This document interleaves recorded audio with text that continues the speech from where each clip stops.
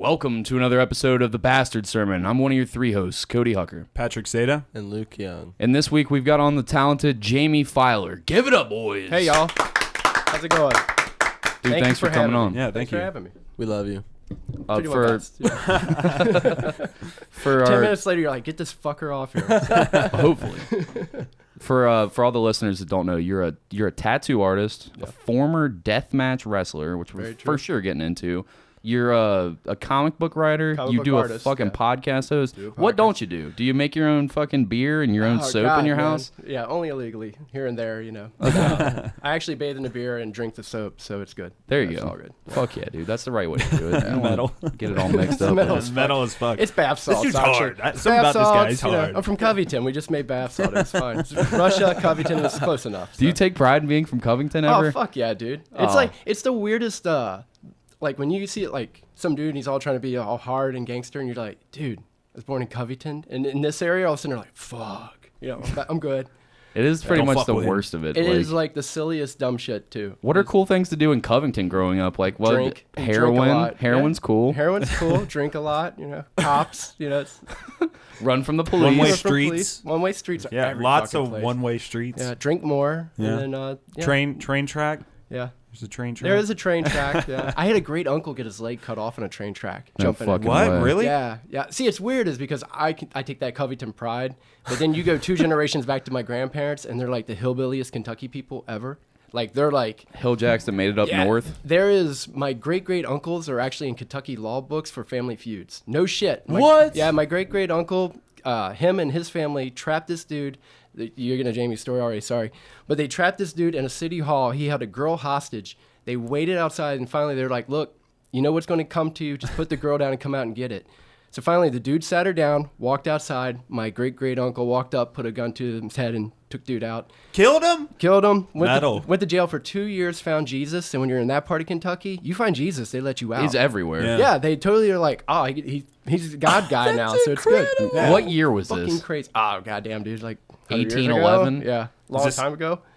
Who you said got their leg cut off? My other great uncle, not great uncle. Is there a crazy story to that? See, that's how it's Kentucky, because you got to go back greats and greats. Yeah, no, So the son of the prison guy? nah, it's another one. They're also hillbillies, so like no one knows what a condom is. So there's just a billion cousins, dude. Just everybody's fucking everybody. There's no TV, you know. It's just bored all Just night fucking. long. Yeah, it's wintertime. What else you gonna do? Drinking and fucking. Drinking and fucking. Yeah, sheeps are busy. You got to do something. Dude, how can anyone hate this place? It sounds incredible. Kentucky's amazing. I don't know. I used to work It's a in magical Kentucky. land.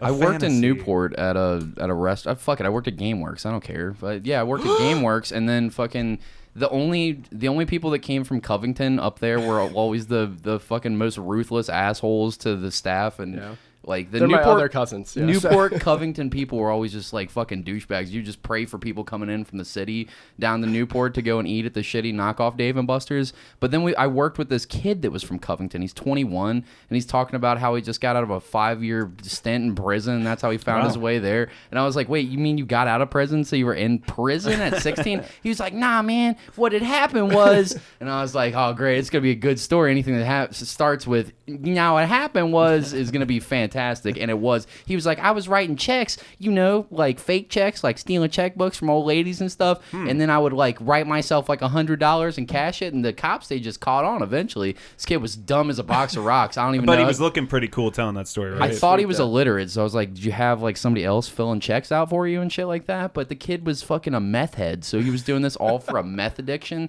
And then like he was like, yeah, man, I could either take 5 years of probation or 5 years in the whatever the Boone County correctional facilities are, or whatever the fuck, and he took that instead. And he was like complaining every day about how he couldn't smoke meth. He's like, man, it's bullshit. I gotta go piss. I'm on paper. All I want to do is just get me a piece of glass and smoke that shit out my chicken bone, man. That's all I wanted. And it's all talk about it all day. Chicken bone, man. Dude didn't know. All he had to do was tell him he found Jesus. They would have let his ass out. It'd have been good. They're like, do all the meth you got. You got God, bro. Yeah, you got meth in your butt right now. Smoke it in the courthouse. Smoke it. It's fine.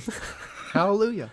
The thing that I do love Find about Jesus. Jesus. the one thing that I love about Covington though is that you can smoke inside, and it's like a I'm sure I'll give up the smoking when I get the death rattle cough eventually. But for now, the smoking indoors is fantastic in the bars. You're like really breathing it in. You're like, He wants to like hotbox He gets the cigarette full smoke. effect. it's like, I love Yeah, the way my coat smells. that's So like good. the real cigarette experience Right. No, I that he like to- wants. I like to get fucking hammered at the bar and not have to walk outside or like stumble Smoke out stained there. food, smoke, you know. just freeze my balls Breathe off right and on try to it. cheap the cigarette down. I could You keep order- smoking cigarettes indoors. It's When the waitress awesome. comes out with the cigarette in the mouth, you know, it's like that What you fucking want? sandwich is so good, so good. Cody's just mad. He has to be considerate. Consider it. How is smoking outside more? I'm smoking right by all the people entering the He's just blown it establishment. into the ozone. Then he's fucking that up. Yeah. You're right. You're right. Yeah, exactly. So I feel like a shit on Covington with the meth story. I got to bring it back to something happy. Yeah, about what Covington. happened? What They got happy beautiful things? flowers there. It's just wonderful. Is there? Are they known for their flowers? I don't Is that- fucking know. No, man. They're foreign. The architecture is gorgeous. Yeah. Do you still live in Covington? Is No, that your man, I spot? haven't lived there in a few years. Yeah. Gotta I'm get up the in fuck Norwood out of now. there. I cleaned up. The Westwood of the East Side. You went to Covington's doppelganger. It's a true story. Yeah. It's true. I get like, dude, I've lived in like some pretty decent places. I'm bored as shit 12 minutes later. I'm like, man, there's just nothing fucking going on. Yeah. Like, I gotta go somewhere interesting. I We gotta had- have a fucked up neighbor on board. You know, it's just- Everyone in Norwood just seems like psychos. Is that the case? they're all nice to me. Although, You're all fucking tattooed up and shit. yeah, you got all a point. bald You got a looking. point. My girlfriend's got this running joke how she just thinks all our neighbors think I'm a skinhead from prison, and that's why they're real nice to us. You have Because I- fucking neck tattoos Well, all the way around and a bald head. I like jogging, so I'm always out like running and like looking like this running. She's just like, they probably just naturally assume that you just got out, you know, you're on your leave, and they're just like, hey sir, don't rob my house, please don't kill me. I'm like, all right, well, if it leaves us alone, who gives a shit, you know, it's fine. I feel like that here in my neighborhood, like just all the weird people that come into this house once a week, you know, and they're probably like, who the fuck? And it's all old people that live over here, so they're like, what the fuck is going on? They have a tally. They're just writing down what possibly. They're like, definitely a cult. I was Definitely a cult. thinking like when the furries we were coming kinda are on. making a cult, I think. I think Yeah, we're we're a accidentally bastard cult. forming a Amateur cult. porn cult, something. Yeah. Yeah. But when I thought like the furries were coming on, I thought they were gonna come in like full suits, and I was like, I wonder if my neighbors are gonna step outside and just see You were what gonna the try fuck to- is going on. What is happening? You were trying to figure out why you had to explain Star Fox and Bugs Bunny came to your house. It's Tuesday. Costume party. It's just Tuesday, bro. I mean, It's just fine. it's Tuesday, dude. Yeah. You know, you just got to get how down we on roll. Tuesdays. Yeah, that's Yeah. how we roll. Mind your own business, neighbor. Yeah. Dude, I saw that on your Instagram you refer to yourself as the gentleman Jaimie Filer. That is my name. Yeah, I that's my also had nickname. some tweeting in my ear, like a chirping bird that told me that another name for you is Gentleman Club Jaimie Gentleman Filer. Club Jaimie Filer. That is what Tank love it. What's that mean? What's all this Lovingly business about? refers to me. I have quite a few vices, but not as much as I enjoy the ladies' clubs, strip clubs. Yes, You hit up the strip clubs everywhere you go, is what he told me. I have actually. I just got back from a vacation in Amsterdam. Just where- for strip clubs. well, red light were district, man? Maybe we're in the red light district, possibly. Yeah, definitely. Were you there but- with Dana? No, Oh, no, no. no. I They were was all actually there there with too. my girlfriend. We were trash as shit, enjoying strippers, so it was a great time. Wait, your girlfriend Oh my gets God. behind you like hanging out at strip clubs My and girl's stuff like awesome, that? dude. That's got cool the as best girl shit. in the world, so yeah, I won on that one. But yeah, so we were in Amsterdam. The only thing about an Amsterdam club as compared to a strip club is like, I don't know if you gentlemen frequent them enough, but generally like, you know, you I've never go been to in- one. Never been to a strip. Never. Dude, I've been to New you have Orleans not during lived. Mardi Gras and shit, and I still have never been to one. I Yeah, went to the one outside's a in strip club. Covington one time. Oh and man, that was a disaster. You definitely have lived then. So, but most strip clubs have like a stage and then you know the poles and all this shit. Well, in Amsterdam, I'm pretty damn sure that like the Russian mob was running the place anyway. It just felt like some bad movie was getting ready to go off. But like they just had a pole in the middle of the floor, and like the chicks were doing these like spiral dances. Anything you see in a movie with strippers is basically what they're doing. But you're there like a fucking high heels like 2 inches from your eyeball, and you're just trying to like relax and enjoy the view, but like duck the whole time too. It's like, So you're holy saying shit. like Little- instead of on a stage, they're at They're eye level, dancing like, on a pole. right there, spin Oh, kicking wow. towards your head with you know. Am I wrong saying like isn't in Amsterdam like prostitution legal as well? Yeah, yeah. The red Yeah, light I bet district, shit's man. pretty crazy. It's a pretty fun place. It's It really actually awesome, just man. makes sense. Like, what, you can go and fuck for money? Like, oh, Yeah, that's that- such a crazy thing. Like, How's it's the not weed? that. I don't smoke weed. I don't partake. I'm not against it, but I don't okay. partake. But everything looked like a goddamn rap video there, dude. Like, yeah, 'cause, like, Smoking blunts in the streets. oh no, like because what they do is you have a coffee shop and then you have a Eat the mic. cafe. Oh, you have a coffee shop and you have a cafe. So cafe, you go in, you can order your coffee and enjoy it. You go to a coffee shop, you're getting weed. And the weirdest fucking thing I noticed though, yeah, dude, it's weird. Interesting. And everywhere you go, it's like window shopping. Like you go by and there'll be like 25 different brownies and suckers and everything you can, edibles and everything else. But everybody inside has got a Coke bottle, which I don't grasp what that is. They're drinking Coke and just smoking fucking blunts that look like they're out of a Cheech and Chong movie. Like huge fuckers. And just smoke everywhere. It looked like a fucking rap video. That's It was crazy. amazing. Walking Is that through the the silent unheard hill of of pot. combo that no one's known? Just Apparently. fat blunts and Coca-Cola? But it was all the old school bottles, like, you know, the glass shit. bottles. And Did you almost consider smoking weed for a I'm second? trying Like, that. I gotta try it here. I was like, well, but see, that's the thing. I was worried that I would be an amateur. You know what I mean? I'm like, this is not the place where you want to get fucked up. have you 'Cause ever done it before? Yes, it is. When I was really young, yeah, I was a kid. just- it's it's not just your not my thing. thing. Yeah. It Yeah, is. I understand. Let me tell you, as someone who does partake, it would be a good place to be shown as an amateur. Because, like, I can shamefully say, like, the first time I smoked weed was with my loser friend in his basement and gave me a headache. Whereas you could be like, the first time I got stoned was in Amsterdam. I was so and high, I got and blitzed. there was a Russian stripper doing a spin kick towards my head. Yeah. It was like being in a Vin phenomenal. Diesel movie. Like, you have a first time Triple X. story to share. I don't. But no, it was a good time. It was a good time. Yeah, yeah. What are you traveling around for? What are you doing?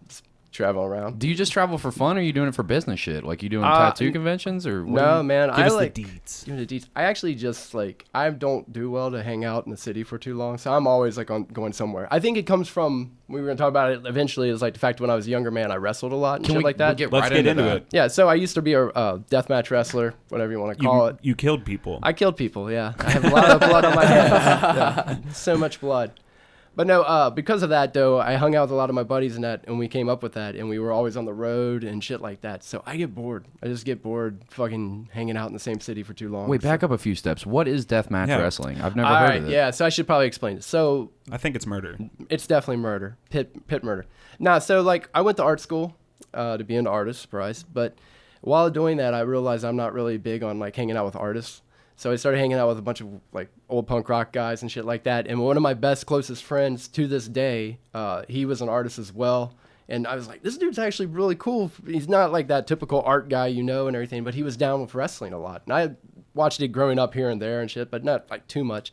But he really got me watching it and shit. And eventually one day, and I've been a martial artist since I was 15. I always learning different fighting styles and shit like that. And he was just like, you want to go in the backyard and wrestle? I was like, yeah, I don't give a shit. So like we went back and we like kind of saw if we could perform like a match playing A around. fight club. And then you guys Basically. made out. And then we made out and it was beautiful love. But it wound up being we started getting like people to come watch us do it, and my other friends would show up and fight and things. And the thing is we'd watch all this Japanese deathmatch wrestling. Yeah. So before it was over, we had like barbed wire baseball bats lit on fire. You're hitting each other with that shit? Oh yeah, beating the shit out of each other. My gimmick was actually to light my leg on fire and kick people. That's incredible. shit. Is What your did you leg all call fucked it? up? Leg on fire, kicking people. Yeah. Is your leg all fucked up now? No, like, but covered in scars? there's a gimmick to it. There's a little trick, for lack of a better term. Like basically the thing is if you light your leg on fire with lighter fluid and you just kick somebody for fucking real, it'll put that shit out. This is like, the power of the wind. So you're putting yeah, it well, you know how like you would smack like I'm smacking my hands. You know how you smack like fire out? Yeah. I'm doing that by kicking somebody as hard as I Okay, fucking can. so Oh my let me God, get this dude. straight. You're setting your leg on fire. Yeah. And out of fear of being scorched severely, I you're kicked the putting shit your- out of somebody. Yeah. I put So it in how them. many people have you put down? It's not with a that pleasant kick? move for them. It was a hard bump for them to Do take. you yell sweeping fire kick before you hit him? The only thing that was bad though is one time I like kind of fucked up Yeah. and kicked the dude. I came back and my whole goddamn leg was on fire, and I was like, God damn, my leg's So you on fire. kicked him again. Well, yeah, of course I did. again, Like and 10 again. times, and my fucking leg was still on fire. So I like lift up my I'm trying to pat it out. I lift up my leg so the fire is lighter fluid, right? So it drops into my leg and then singeing hair off my leg. I'm like, my holy God, fucking damn it. shit, dude, I'm on fire, and still trying to like make a match work. Yeah, and my homeboy, he actually lit his hand on fire and punched me in the face once. That's Yeah. incredible. Oh, dude, we used to Does it have, make the punch worse? Like actually worse? Or is it the same? Nah, it's the same kind of trick. He's actually, same to punch. this day, he's got it's been like, goddamn, 15 years ago, and he still has a scar on his hand from when he did it. But yeah, we performed like some of the dumbest bumps and moves that we could. But eventually what happened is there was it was in Kentucky, there's a local wrestling fed, and a couple guys from that fed were leaving it and starting their own fed, and they needed wrestlers. So one of them somehow found us, and they came and they were just like, we're not going to watch a bunch of fucking idiots in a backyard, but they showed up and we had 100 people watching us fight. And they were like, oh, these guys can pull a crowd. They know how to run a gimmick. So they brought us in, trained us, and then made us wrestle. And then we wound up just becoming indie wrestlers for, I'm good for now. Thanks. But I did like about 4 or 5 years. Before we get into that, with the backyard wrestling, what's the worst someone's gotten hurt? Oh, I mean, people went to the hospital to get stitches, broken bones. Have you ever like saw someone get beat down so bad you're like, uh-oh? Yeah, I mean, like one of my homeboys got his head split open with a razor. With a razor? They brought razors in this fight? Oh, yeah. All the time. That's standard, that's like a standard ECW gimmick, shit. yeah. New Jack Yeah. used to do crazier shit than that all the time. What move did you witness or partake in where you were just like, maybe we're going too far? Oh, I mean, Every night, if you didn't leave feeling like yeah. that, you didn't do your job, I The imagine. problem is because it was a bunch of dudes that were highly competitive with each other, and it was like, I'll never forget. So there was a big show. We had like over probably 200 people, probably give or take, watching this backyard wrestling show, right? And we had these 3 trees in this dude's backyard. We wrapped them in barbed wire, so it had like barbed wire ropes and shit. Fire was not, that match was before me and my homeboys. That match was not supposed to be crazy at all, other than they were going to go into this barbed wire part. Well, my boy, like, and they had shit everywhere. Like, people would bring weapons. Like, they bring, like, microwaves and be like, I don't know, just fucking use it. So he just looks over and he sees a paddle, like a ping pong paddle, right? So he gets the fucker and he's looking at, and I'm like, what? They're not calling a spot. What are they doing? Because we're kind of watching from this porch. And I'm like, what the fuck is this idiot doing? He puts lighter fluid on it, lights the paddle on fire, and starts just paddling the shit out of this dude's face. And when he did, he lit his hair on fire. Oh my God. And so and it's the same gimmick, right? Everybody grasps the gimmick is like to put the fire out by hitting it. So then, it turns into, I'm beating this shit out of you for real with a paddle to put out the fire in your fucking hair. Oh my God. And I look at my buddy, because we're the last match of the night, and I was like, God damn, dude, we got to do something harder than that now. And he's like, fuck, get the 8-foot light bulbs. So we took light bulbs, wrapped them in like this tape, poured lighter fluid on them, had 8-foot light bulbs on fire crashing on each other. Just to beat this fucker. Oh my God. Get the fuck out of Yeah, here. because you can't have that dude take your spot, What type of gnarly scars do you have, Yeah, man? you've been to the hospital quite a few times. You've I'm had sure. stitches, right? What are your worst injuries from I've this? never had a stitch. I've got some pretty gruff, like some scarring on my back from a lot of barbed wire. All right, Spots like then, that. with that Barbed being wire. said, I also have to ask, were these fights scripted, or were you just really just beating? Yeah, were you a character? No, they were character. Yeah, they were. It was a work, like in the Okay. sense, but it was a stiff work. Yeah. And it was an understand thing that like you're gonna call spots and things like that. You're there to make a performance of a piece, but at the same time, like it was not scripted enough that we were idiots. When we got into the real training, then we could pull a match and script the match and call spots and things like that. Yeah. So with you not having too many injuries, was there anybody like, Kevin was always getting fucked up, and he's like, why isn't Jaimie scarred up? And he's got like 2 casts and something. Like, yeah. Kevin's got 2 missing ears, Right. and his nose is partially chopped off. Yeah, just some people have worse luck, man. Have the cops ever gotten called on this whole thing? We had cops show up all the time. Do you have videos, man? Can I pull Did this they shit up? join? Did I they have like? nothing online of it, dude. Like there was a dude that has Put all it our online, man. videotapes after videotape after videotapes. I have one DVD at home of a death match that I was in, and I don't even know where the fuck it is at the moment. But Sell yeah. your podcast with this, for fuck's sake. I- All your I- art, your tattoos, just fucking every You time. buy my shit and you can watch me get fucked up by a barbed wire baseball bat. Yeah, I just posted. Actually, it was on my. It's funny is because like now that world's kind of past, So now it's like most people know me by my art, and I just randomly came across some photos of me like fighting some deathmatch shit. So I just put them on my like Instagram, daily feed type thing or whatever. And some homeboys of mine like living up in Canada that are comic artists were writing me like, "What the fuck is this?" Like, they're just flipping out. They're like, I thought you just drew pictures. Like, what the hell is this? I'm like, that's a long time ago, man. That's cool, You sound like you're ashamed of it. That's so fucking I'm not cool. ashamed Like, of it at all. It's dope. just, I'm not ashamed of it. It's It's like hilarious. a different life probably for you. Yeah, because I'm like old now. I'm just like, fuck that. You ever think about doing a big return, a big comeback? There in the was, death fighting? it's always my hope that one day, like, there's still some homeboys of mine that kind of either wrestle or there's Davey KS who's like an artist guy and things like that. And they talked about doing an art show with wrestling. And I was just like, it'd be badass to do one last match, like one final thing. Because, like, we wrestled, like, over by UC. There's a dude named Doug Edge who used to be a referee and wrestler. That he's kind of one of my, like, trainer. Like, you have trainers and you have guys that kind of come in later and kind of fine tune you. And he was a dude to fine tune me. So he was kind of putting me under the table, trying to get me and him to tag and travel around with each other. But he had a show over by UC at this old punk rock hardcore show. And it was his birthday, so he just brought in 4 wrestlers to do a death match. And, like, we fought in the middle of a show, like, on concrete floors. Mad Frog? No, dude. I can't even tell you the place. It was some, like, Anyway. weird-ass punk rock joint that he had some bands I couldn't even tell you who they were. But I just remember I took a pile driver on a garbage can on a concrete floor. And then we took this spot. If Tank listens to this, he'll laugh because he's heard me talk about this goddamn spot 100 times. But we took a cookie pan, put double-sided tape on it, and dipped it in thumbtacks. What the fuck? Oh my god. Yeah, and so the spot was this dude named Big Daddy Death, who was like a former college football player. I mean, he's like my height, which I'm not a tall dude, but he's like 3 of me. Big wide. linebacker Big type dude. Motherfucker. Yeah, he's huge. But the spot was he was supposed to kick me in the gut, give me 1 shot with that, and be done. Like, I was done. Like, I turn around, get pile driven on the garbage can, I'm over for this match. So, like, we run the spot, and it's hot as fucking balls because it's summer. I'm sweating.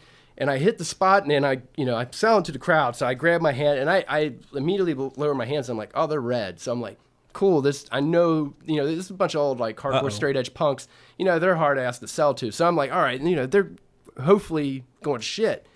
All of a sudden, he pulls me back over, fucking lays like a real stomp into my gut to put me over, and wraps this bitch on my head. Like, wraps it on my head. Wraps it around your my head? God. Yeah. Oh, yeah.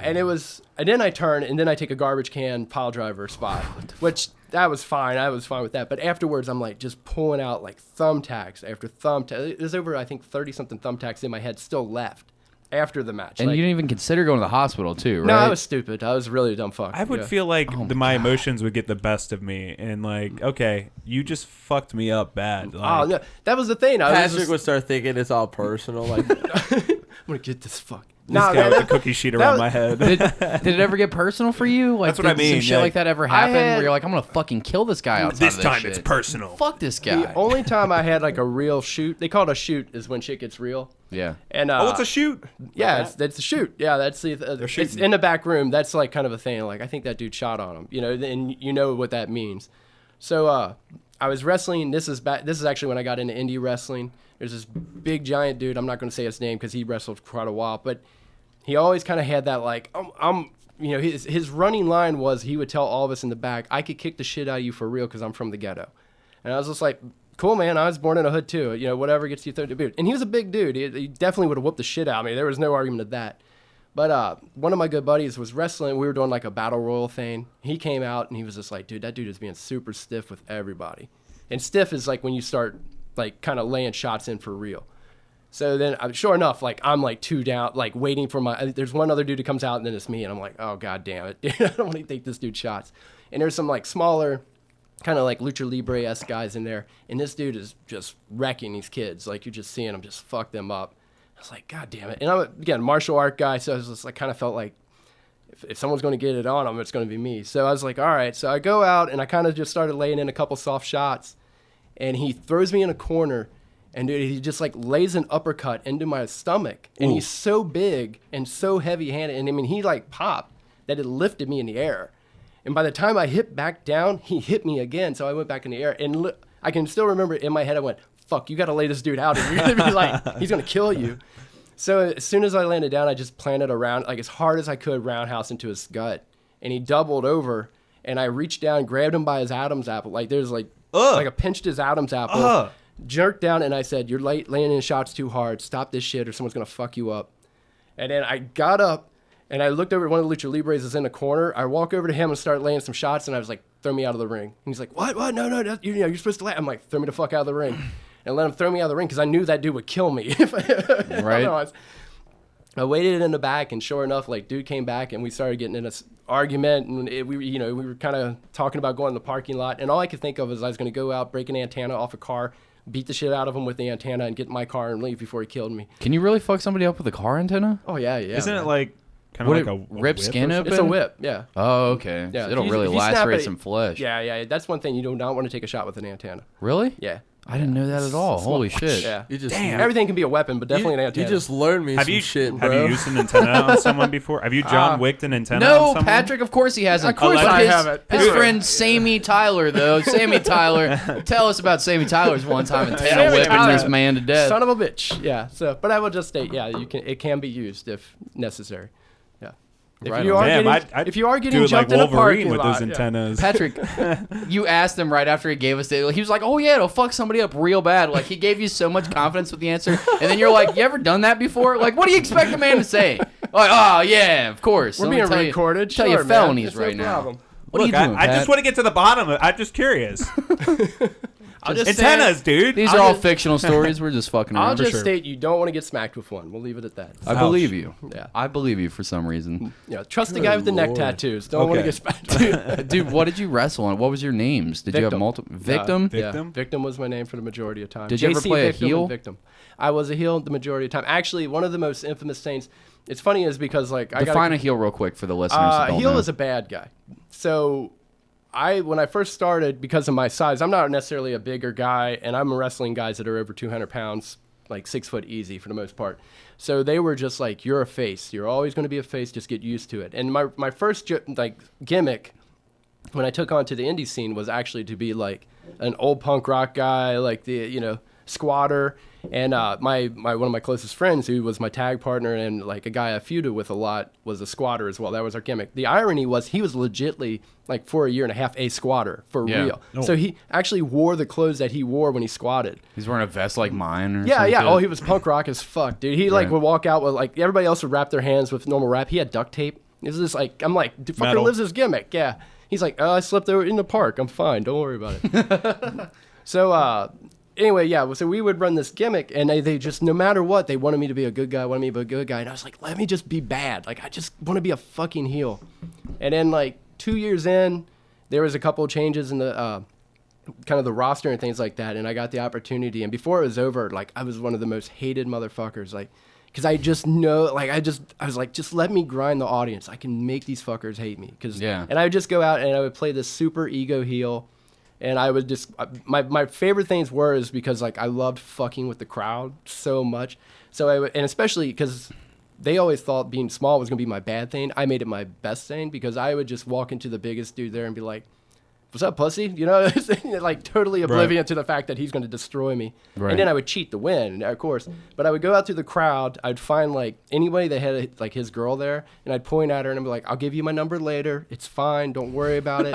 And I would come out and like smack my hands and root on the crowd and like hold my hand out to kids and then pull it back and be like, no, kid, get the hell away from me, Brad. And I'd call everybody hillbillies and just talk shit. Just talk shit the whole Make time. fun of the town, whatever the Oh, football yeah. team was. Yeah, and then I was a part of the hate crew, which was, it's funny is because when I talk to, I got buddies that are indie wrestlers up in Dayton and that, and, you know, I'll be like, oh, I'm Victim, and they kind of give me a blank stare, like, you know, that was quite a while back. But when I'm like, I was a part of the hate crew, they're like, oh, those assholes. Like, yeah, everybody knew those guys. Like, because it was a pretty, like, infamous outfit. We were definitely not the most loved, so.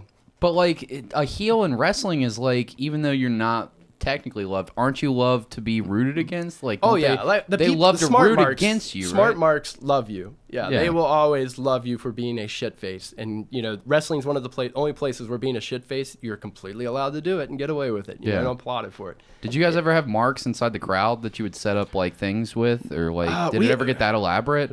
Not necessarily. We had marks. I mean, there's people that thought it was real. Again, that dude I told you about, the giant Big Daddy Death. Right. He was a part of the hate crew, and funny enough, like if you're the big dude, you're the one that everybody wants to physically try to fuck with. And so there was always some guy drunk in the audience, no matter where we went. That No thought way, That, at a wrestling show? yeah, How? that totally thought he was worth like trying to start a fight with. And every time in my head, I was just imagining him tearing the shit out of them, like beating them to death with their like ripped off arms. And I was like, just get this fucker away, man. my God. Yeah, he was the scariest dude. Like he was terrifying. Yeah, he's probably in there actually trying to fuck people up. Oh yeah, he fucked up. I mean, again, that shooting thing. Like, Right. yeah, one of the most infamous stories of all my wrestling was as a guy showed up late that he was wrestling and kind of put him off on where he was supposed to be on his matches. So when they wrestled, like Def just destroyed the kid. Like he was like, you know, early wrestler under a year, thinking bodied he him. was a rock star. And I just watched my buddy just smash this kid, beat the shit out of him uncontrollably. And he had no choice in that other than just take every part of it. It was just, Damn. yeah, I mean, we were like, we're on his team. We're the hate crew guys. And even we were just like, man, should we stop him? like fuck. So It's when you're fucking doing intense. these the wrestling events and then you have your heel, I know that people in wrestling take it very seriously, like the fans themselves. Oh, yeah. Do they ever get so pissed off at you that they like try to take it home with you? Do you know what I mean? No, we like I said, Death almost fought quite a few people. Most people, because of my gimmick being the like over ego guy, they all just would laugh at me and call me a fucker. And I always have like old ladies yelling at me. Somehow like old ladies hated my ass. Yeah, they fucking hate it. Yeah, and I used to have like a shit ton of piercings and shit like that. And they'd be like, "Fucking take that shit out of your face." You would wrestle with piercings? Yeah. That's a dangerous Yeah. game. Classic Man. old Standard women shit. Oh yeah. I got a tooth is my front teeth, my bottom teeth. It's chipped out. I used to have a labrae ring, and I got flipped through a table, and the table caught my face and snapped apart my tooth. Fuck. Do you have the fillers or whatever? No, they actually just filed it down. Oh. Yeah, it's not real These noticeable teeth are all now. fake right here. But when I was a kid, actually, it's one of the people that are going to be on the live event to put the rest or whatever. I reconnected with him on the show. But when we were kids, he was like my childhood best friend. And we were playing football with him and his brothers, and they fucking tackled me on my legs and then on my back. So I had no time to catch myself. Like, legs from the front, another kid on my back. I landed teeth first in the concrete, because we're playing football in the fucking yard. I landed teeth first on concrete and took all these out. Oh, my But they put God. like filaments in there. And then when I was in 9th grade, still on my parents' insurance, thank fucking God, took a bite out of an apple, and then all my teeth came out like a fucking, just looked like Oh a my God, chipped a tooth nightmare, hillbilly. dude. I got it fixed again. So these are all fixed now. But the next time it happens, no dental insurance. Mommy's not fixing it good. this time, so I'm just gonna be Yeah. a chipped tooth Do hillbilly. you just like pass on apples completely? Like, Bro, fuck I that. get worried every time I take a bite of something. Like, Just well, that's all cut You over gotta chew my on the teeth. side. Yeah, man. I'm just hoping it doesn't fall I don't on my blame you face. for That being sounds scared. like a fucking nightmare. Dude, I'd It's be just terrified. horrible. It Bite scares me every something and day. all your teeth came out. Dude, Yeah. I read recently that kind of freaked me out about teeth. It's like treat your teeth like they're worth $20,000 because that's how much it costs to fix them. I'm Yeah, like, they're a son of a okay, bitch to I fix. gotta I've start never flossing had more. a cavity. Dude, you're lucky as fuck though. Never had a For real. cavity. Yeah. But you don't go to the dentist. What are Wait you till you talking have like a about? root do go to the canal. Fuck is the last time you went to the I'll show dentist? you. 18 years ago? I do go to the dentist. I've never had a cavity. When was the last time you were at the dentist? 5-6 months ago. Really? You Wow. go Yeah, that I'm about to go in a You're a couple real weeks. good old boy. Yeah. What? Yeah. You're living responsible. Good job, man. Yeah, and I just Props. got my own insurance. I'm Holy on my parents shit. too. Yeah. Congrats. Thank you. Thank Badass. you. We clapping for Badass. insurance right now? Good I'm proud of you. Yay, insurance. I feel like there should be an insurance commercial right after that. You guys can get on that, man. I almost wanted to segue into your story, but before we do that, let's wrap up the deathmatch wrestling. How did this all like end? You were getting to the end of your story before it even started. Now that we've got, Fuck, dude, I can't remember what story. was- We're beating people up. Why did you stop? why'd you Why did stop I stop? doing it? My back has taken a couple injuries. Like I said, I've been doing martial arts since forever, and I got a lot of injuries I kind of had to deal Table with. And flips. I was doing a lot of deathmatch. Again, that deathmatch shit catches up with you pretty quick. And, Fuck up some discs or something? yeah, it wasn't feeling right and things like that. And then the Fed, I wrestled in quite a few Feds, but like they just kept getting balled out, and some other person would come over, and then you got another booker you got to deal with and kiss their ass to try to get on spots. More rules. Yeah, and by this point, like a lot of my friends that I kind of came up with it kind of disappeared or left. There's only very few left, and I was just sort of like, it's my time. I'm just gonna call it a day. So I called it a day. Like I said, like we said earlier, would I ever wrestle a match again? I really would. If I had the The opportunity, big comeback of the victim. if I had an opportunity to do one final like, fuck it, this is going to be nasty death match, I would do it. I would openly do one, but I don't think I could do any more than that at this point. Before you just permanently crippled? Yeah. I can just imagine somebody telling you to your face that deathmatch wrestling is fake, and you pull out a jar of lighter fluid, light your leg on fire, We'll kick see. him in the face with a flaming kick. Like, how fake did that feel? It's good, right? It's fine. Yeah. All right. The reason you were talking about having health insurance, of course you have fucking health insurance. You only live with your fucking dog shit roommate, your fucking garbage landlord, and your dog. Yeah. What's the 411, bro? What else are you spending? What's it going on? Let's get a slice of Luke's life. Oh, okay. So for a long time now. So Jaimie, you don't know this, but they know this. But I'm going to learn this. You're gonna learn this. Give him the short version. I have a terrible landlord / roommate. He's as old as me.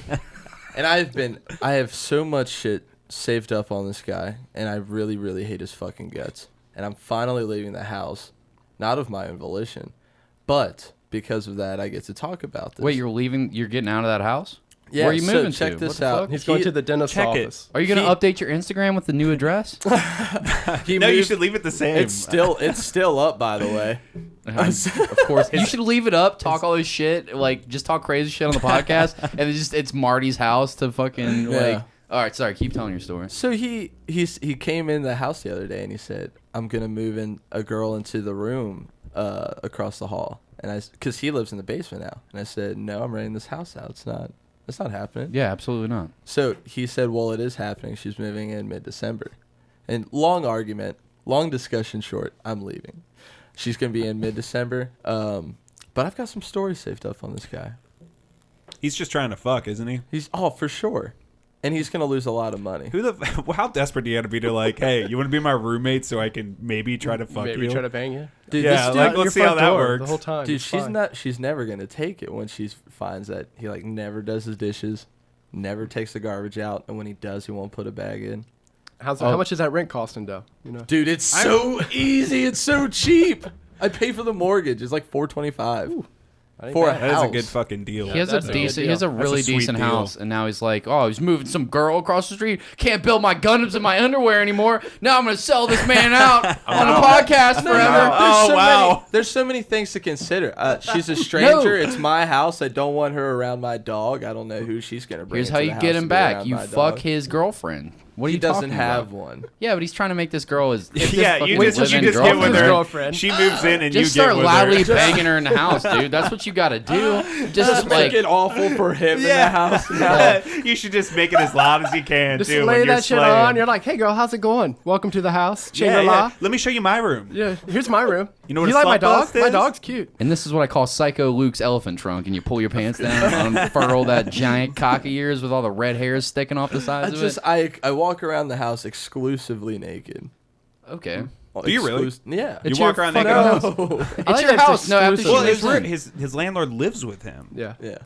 No He's a judgment. cave dweller. But anyways, He hates this guy though. It's been an ongoing thing. Like, if you're any of you guys listening right now, if you're new to like Luke's issues with his landlord, he's kind of teased it a little bit here and there with awful. issues with We this had to guy rhyme his name all a the lot. time. You've Barty. told me a million fucking stories with this guy being I've got just a good one. complete cocksucker, and I'm so happy that we can finally talk about this.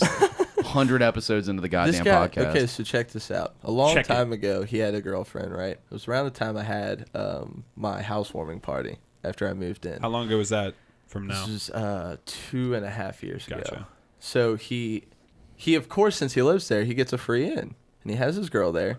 They both get smashed. He tries to sell shots at a party for some reason. Sell him like No, for cash. Luke Yeah. had a house party, and this man was upstairs with like a shitty bottle In of the basement. yeah, he had a bottle of Sailor Jerry, and he was like, "I'll sell you Diluted guys shots vodka. for $3." And That's a everyone was hustler like, And right there. everyone's there with their own No. beer and bottle saying no, obviously. hustler. Fuck Yeah, you. This dude's an idiot. So anyways, his girl gets smashed and goes to bed in his room and locks the door before him.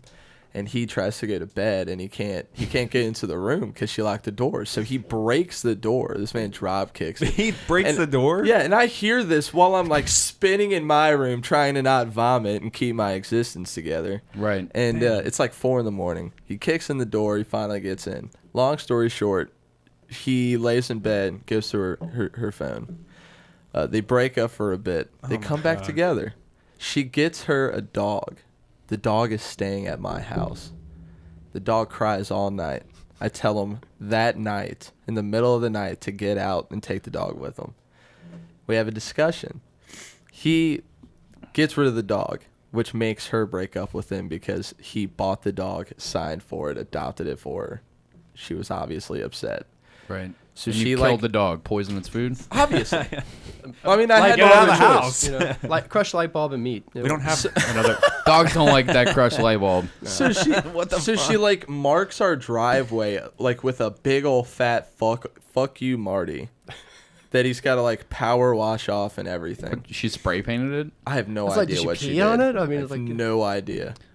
But she writes this guy. Anyway, I don't even want to get into that. But he, after they break up, he's cool for it for a little bit. So I'm in my room playing Xbox, got my headphones on, I'm in the game, Uh huh. and I hear some loud like crashing. like some loud breaking in the back in the background, and I'm like, hold up, boys, I'll be back. And I take the headphones off, and I look out like my backyard, and I just see this dude just with a sledgehammer just smashing this piece of concrete in my backyard. We used to have a slab of concrete in the middle of my backyard that used to be from like a flagpole, and he's just destroying it with a sledgehammer, and weeping at the same time. A horrifying image.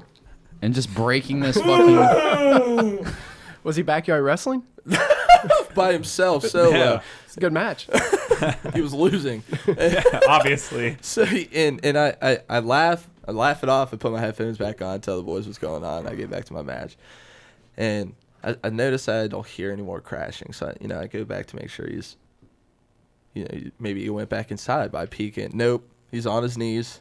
It's the middle of the night. It's like 11:30. He's got the sledgehammer head on the floor with the handle up. His hands are at the top. His head rested on it. He's just weeping in place. I've never seen such a defeated man in my entire life. Pathetic. Wow. It just seems like the douchiest way to go about a breakup of all time. Like That's like every emo song in one person. So much angst. so much feel sad. like So much edge. So much sad. If it took place in the 80s, he would have had like a punch dancing motif going on, like with some loud music playing in the background. He'd just be slam dancing. That's just when you need like a BB gun and you just shoot him in his ass. Like pop. Gotcha. act like you were sleeping the whole time. Throw your covers on real fast. So now That was God telling you to quit being a pussy. So now you're gone with it. I'm gone. Done with it. Gotta find a new place. Wait, you said you were really going to go in on him. You tell one story about him breaking a flash. Why is he such a shitty roommate? Yeah, keep going in on him. This dude. So like, What's the worst thing he's done? Too much. It's the worst roommate soon? ever. Is it too it's soon? like, especially with them living in the basement, it's kind of like living with someone who steals Like a your cave utensils and like plates and stuff. Like you'll wake up in the morning and you'll go, okay, I'm going to prepare this meal. You'll have all these plates and dishes set out. And then you'll come home and all of the dishes are now used. They're all dirty. Some of them are in the sink, and a lot of them have disappeared. Dude, that is all. They're just in his room, and then he'll roommates. just bring them back like 2 weeks later when he decides to do his dishes all at once. Have you guys ever been in a position where you live with your landlord? No. That's what's I so have. unorthodox. You dude. have done it, yeah. Punk rock house back in the day. Oh, yeah, that's different, though. It's no one's really awful. paying Punk their It was rock rent. awful. house. It was horrible. They're not Yeah. paying rent. They're spending on crack cocaine. Yeah, You're it not was telling just anybody. Like, when I They're- moved in, I had to clean out condom wrappers through the whole bedroom. It was Tell bad us time. some stories. It was a punk rock house. I had a breakup and I had to need a place to move into. The dude I knew Smashing who was concrete. No, luckily no. But I was not as emo, unfortunately. Yeah.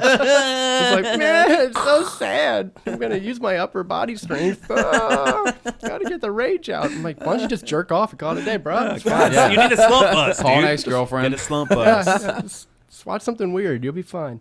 But no, yeah, I lived in an old punk rock house, and my landlord was also living there, and he was an old punk rock dude. So it was like every time you went into the bathroom or the kitchen, the fucking dishes and shit were just piled up, and he would disappear for a week.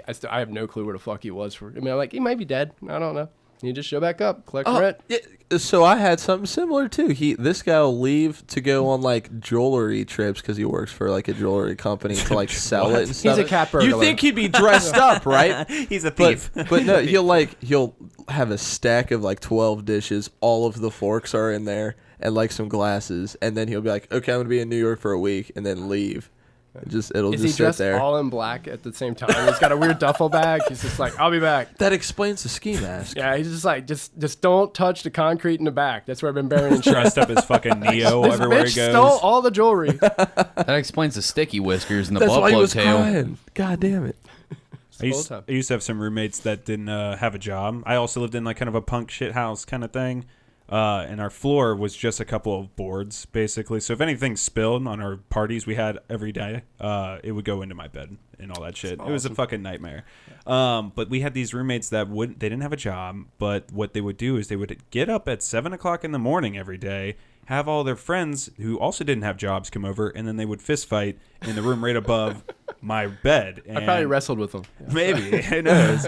It was the weirdest shit. Like, they'd be up there till like noon, then they all leave. But every single day they're getting there at 7 o'clock to smoke some blunts So and these fucking chill out and fist fight up next to our big shitty TV. These crackheads are just passed out. 7 o'clock rolls around, they wake up. It's time to duel, and they just start like seriously, fist like, fighting. Just push-ups and punches, sleeping, man. I'll be Push-ups and sleeping, punches. and then all you hear is like, "Hey man, what up?" And then you hear a bunch of people walking in on the hardwood floor with their boots and shit, and I just had to destroy something pretty, you know. Fight Club and that Fight shit Club. right there. God. But they also would leave their blunt wraps everywhere. They would leave their McDonald's bags everywhere. I had some shitty roommates too. Everyone that's ever had roommates knows the struggle of shitty dish situations. True.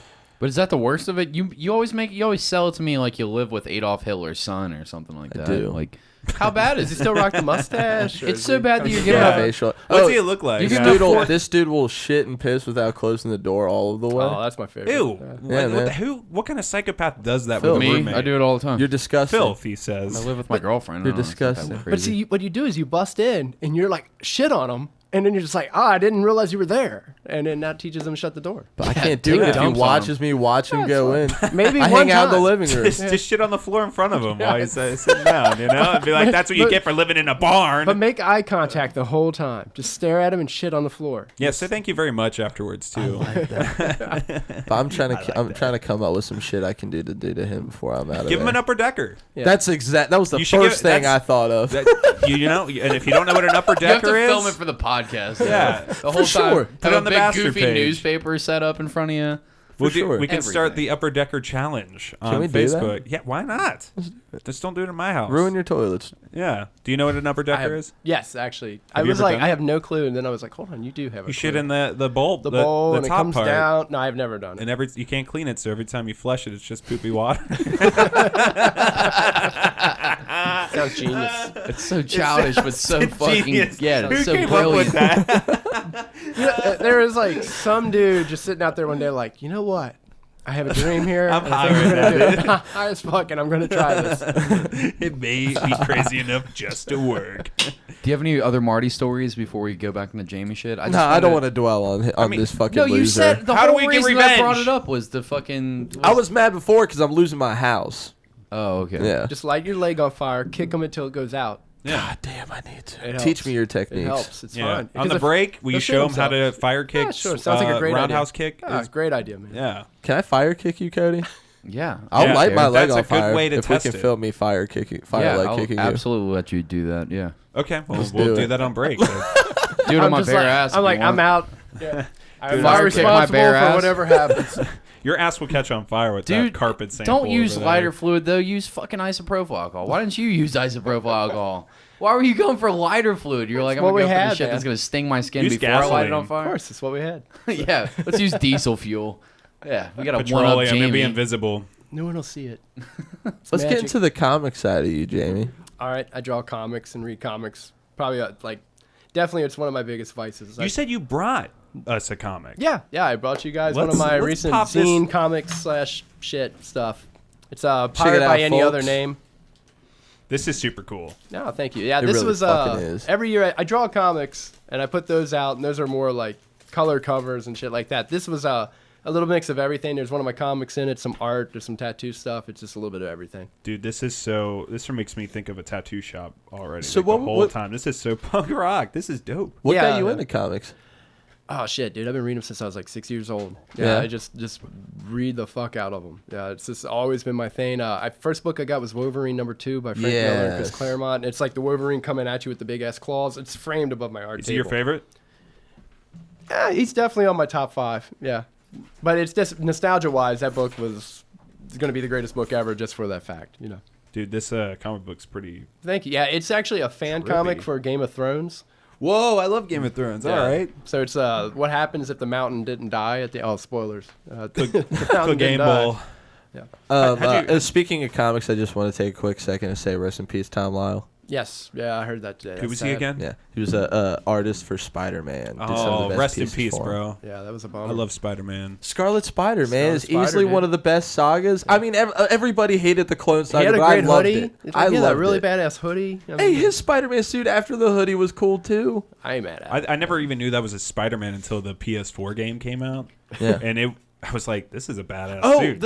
okay, never mind. Scarlet Those Spider, Scarlet right? Spider suits are in that game. Yeah, both. It's of where them he's like all red and he's got like a blue sleeveless sweatshirt over top Yeah. of it, right? Yeah, that's so sick. Yeah. It was Super very cool. 90s. It was very 90s. I'm new to the So comic 90s. book world. I actually just got into manga. Yeah, what are you reading on manga? One Punch Man. Nice. The original though, like where it was like kind Really of like the shitty shitty. drawn? Yeah. Yeah. I'm like on chapter 100 right now. One of my buddies just got me into it, and I'm just soaked into this Badass. shit. Do you read? I'm a big fan of Junji Ito. I've never even heard. I'm new to this Oh, shit. that's some great horror shit right if there. you like horror, Junji Ito is like the king. I just got I just finished the single shot of the Enigma of the Amigara Fault, which was a I think I piece of read that his. one, yeah. Yeah, that one was weird as fuck. He's actually me- got a lot of shit. Like, yeah, that's- he does. Uzumaki is going to be brought to Netflix soon as an animated. That's what I heard. Yeah. Yeah. I saw like they have a little trailer. Mm-hmm. Yeah. Saw So that. you It watch looked a good. lot of anime too? I don't get into anime as much. Yeah. I love manga though. Yeah. I do read a lot of manga. I just finished up the newest Devilman book and shit. Like I'm a big Devilman anime Yeah. fan back in the day. But yeah, Fuck I've been with reading the Berserk at manga. all? Just started reading them. I had the first volume finished. My Yeah. friend Sean, shout out Sean Moore. He reads all of it. He's Yeah. obsessed with all the show, the fucking Golden Arc trilogy or whatever, the Golden Age trilogy rather, and like he's been trying to get me to read the manga for forever. Oh, He's it's like, just badass. do it when you're taking a shit at work. He was like, I know that you IBS, you're on the fucking toilet 9 times a day. Just go in there, 20 minutes, fucking read you should. 2 Get little some shit copies done. and fucking do. Nah, you it's can get good, an man. app and Yeah, it'll it's take like you right to it. fantasy, super violent fantasy, Yeah. crazy shit. Yeah, Yeah, dude. but it's dope. I love I've watched the series and I've watched the Golden Age trilogy movies and it's fucking dark. It's one of the darkest like animes of all time. Agreed. Yeah. I can't imagine anything darker than that. Luke, you're the real anime nerd expert. Is there anything darker than Berserk? Well, I mean, what is? It depends on your taste of like dark. Like, there's some dark themes in that, but there's also like different types of horror to look I at. feel like anime has got some of Sure, the most but- fucked up kind of horror that's going on. Like, Yeah. They don't hold back usually. There's some fucked up shit. Yeah. Sorry. I They mean, I'm new to rival it. And it. I'm like, Yeah, they damn, rival. this is kind of fucked up. Yeah, Damn. What's your... but no, Berserk is definitely fucked up for sure. That's the craziest, the furthest you can go, and it's also got a really cool art style to it, and it's like a really well-rounded story. The character development's insane. Like I love the Berserk series. I don't. What were you gonna say? I was just going to talk about comics. But I wanted to ask you, like, so what of all the comics, who's your favorite hero though? Like, if you had to really say it. Oh like, do shit, you, my favorite. yeah. And do you like the movies at all that have been coming out? How do you Yeah, feel I watch about all that? the movies. They're fun. They're fun Yeah. to watch. They're nothing against them or nothing like that. Like I'm not.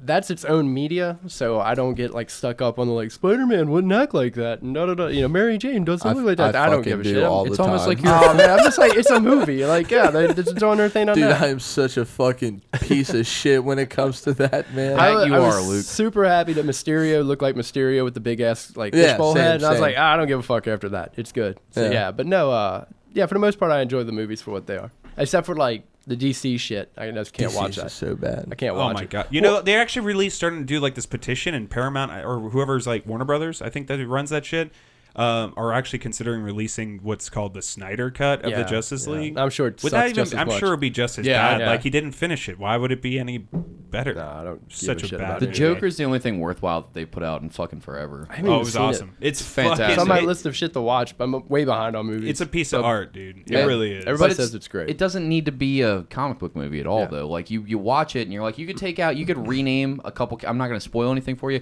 but if you just rename some of the characters and you didn't call him the Joker, it could be its own movie altogether. Yeah, totally. With like just Yeah. limited editing, it could be a completely different fucking movie Yeah. and still be beautiful. It's like it's an actual piece of like cinema. It's like a. fantastic. It's actually, if you really appreciate good movies, like you'll really like that. It's kind of movie. funny that you were saying that because my mom Sounds so douchey of she me. was trying to It's a wonderful movie. my mom she's like all into like country and like love romantic comedy. She's like, yeah, we're gonna go see Joker this weekend. I'm like, oh, the comic book movie, and she's like, it's a comic book movie. Maybe I'm not, but I was just He's like, in no, a go clown see outfit. Yeah. Yeah. You see how It's quickly very much though, not that a comic derived book. her away from Exactly. like That's how I wanting to felt. watch it. Like she thought it was good, and then she heard comic book movie. She's like, It's was very like, yeah, much it's a not a comic book comic book villain. movie, though. Yeah, like it's I feel not. like there's a formula to a good comic book movie, and it's anything that Marvel puts out. True story. All those, that's how you make a comic book movie. This is like how you make you want to copy Scorsese or like Stanley Kubrick's like style of making movies. That's what this new one is. It's like they're doing like a quality piece of like drama. Like it's, yeah. This reminds me also, speaking of Scorsese, I can't say his fucking name right Martin now. Scorsese. That guy. Scorsese. He says that Marvel movies and comic book movies aren't cinema. What do you think about that? well, I think that's stupid I think as he's a fuck. pretentious douche. I, it's- don't know. it's- I love it's his like the movies. thing. Yeah, He's I'm a like, fucking okay. pretentious douche. It's from the- really fucking dumb, but you gotta understand what he's trying to say.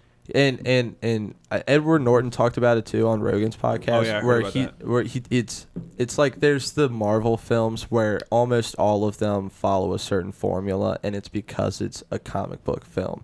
It's supposed to follow that type of material, whereas and it doesn't take much deep thought to enjoy a Marvel film by any means. No. You can watch it, you can see the explosions, you can see the hero get the chick or save the day, and then that's it. Roll credits. Whereas you can like watch like Edward Norton's movie that he was plugging, you know, Motherless Brooklyn in that episode, where that movie was it had lots of deep thought. It had very complex character development. It had you know, like it had layers, whereas Marvel movies typically don't.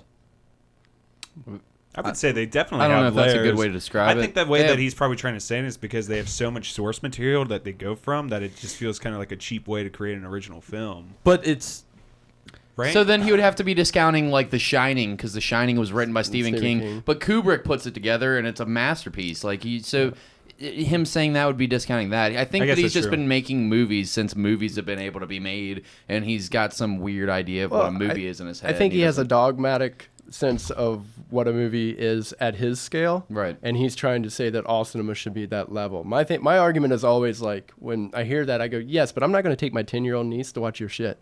right. Like, the Irishman. yeah, that's not going to happen. Like, she likes, she loves Black Panther. Cool. He fucks stuff up and, kills He people. did also make kids movies like grasp it. Hugo and stuff like that, but Yeah, like but- the stuff that you really want to watch, you can't. no Yeah, one it's- gave a fuck about That, Hugo. Again, the problem with forgot he did Hugo, that. the Hugo though is like, I think that's actually, it's a kid's movie for adults. Like, it's still like kids don't. True. They're like, oh, They don't I give got a it. fuck about Hugo. one My, gives a- you my daughter idiot. doesn't ever ask to watch Hugo. You idiot! Why would you say that? Yeah, so I just, I think he's just missing the point in that sense. It's like one of them is a shotgun movie, one of them is a sniper movie. Right.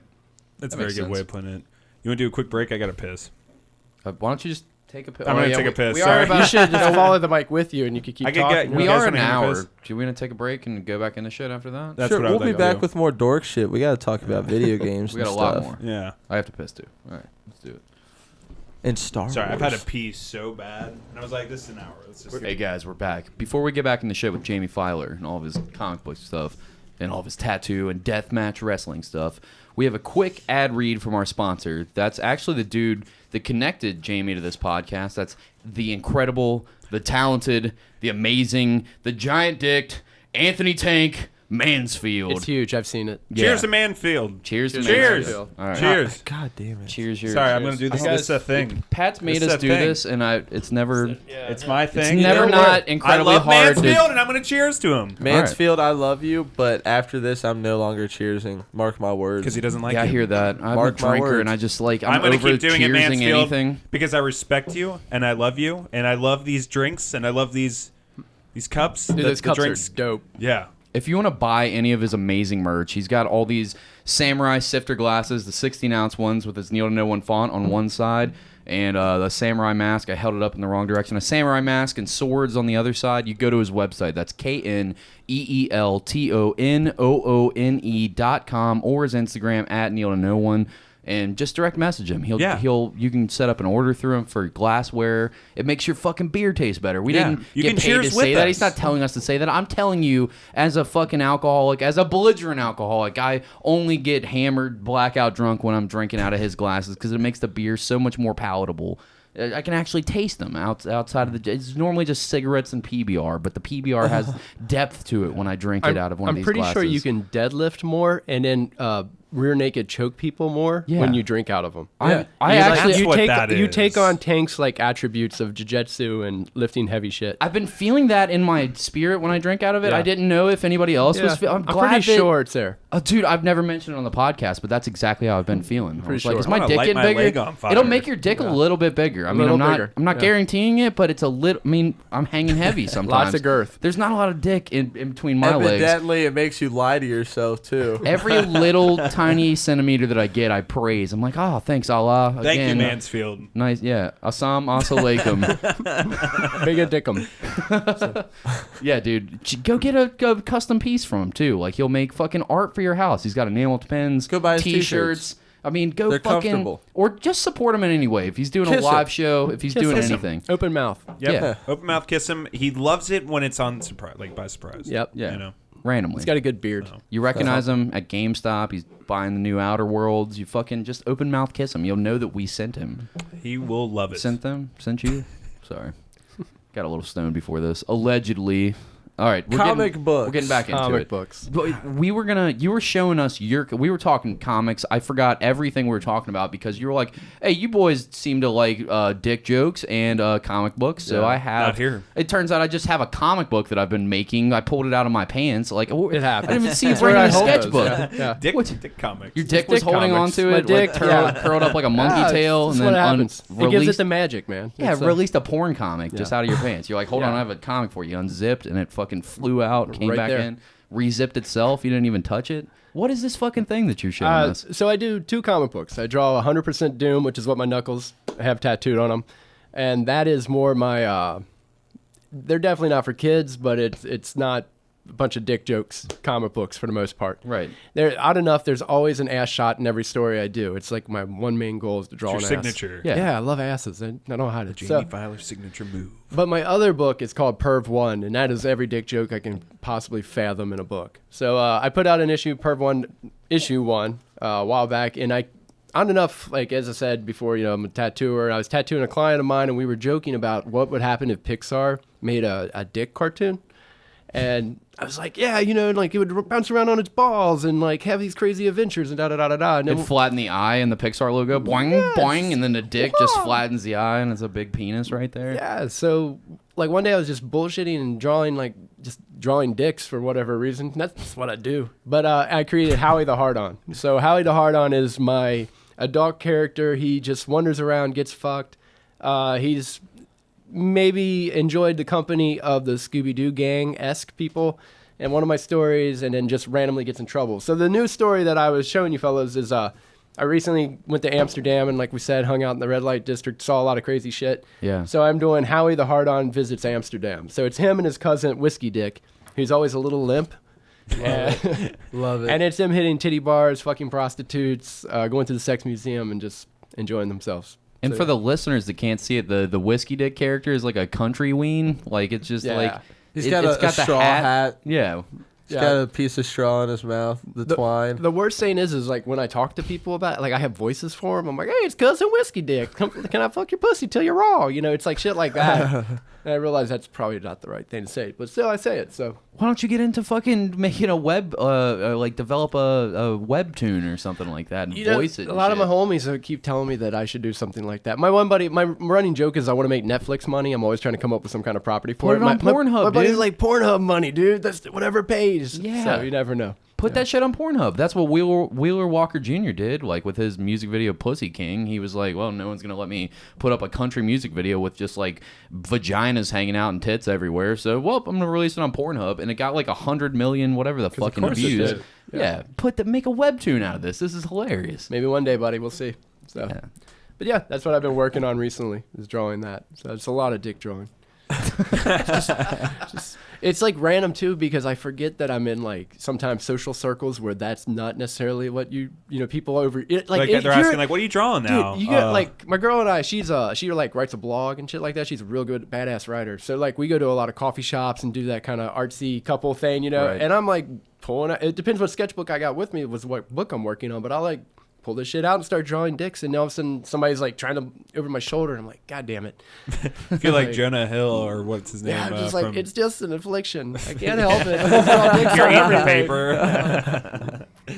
Damn. I'm like, it's a cartoon. It's fine. Pixar's picking it up. So You're doing what a lot of artists forget to do constantly, which is have fun with your art. Like people start taking themselves so fucking seriously and trying to do this shit, trying to be pretentious because they think that that's what sells. And it's like, no, just fucking have fun. Like draw dicks and make it hilarious. Yeah, like why not? I'm pretty infamously known for not getting along with the art crowd. So that is again, it's like they're like, well, let me tell you about my painting. And I'm like, let me tell you about lighting my leg on fire and kicking somebody. Yeah.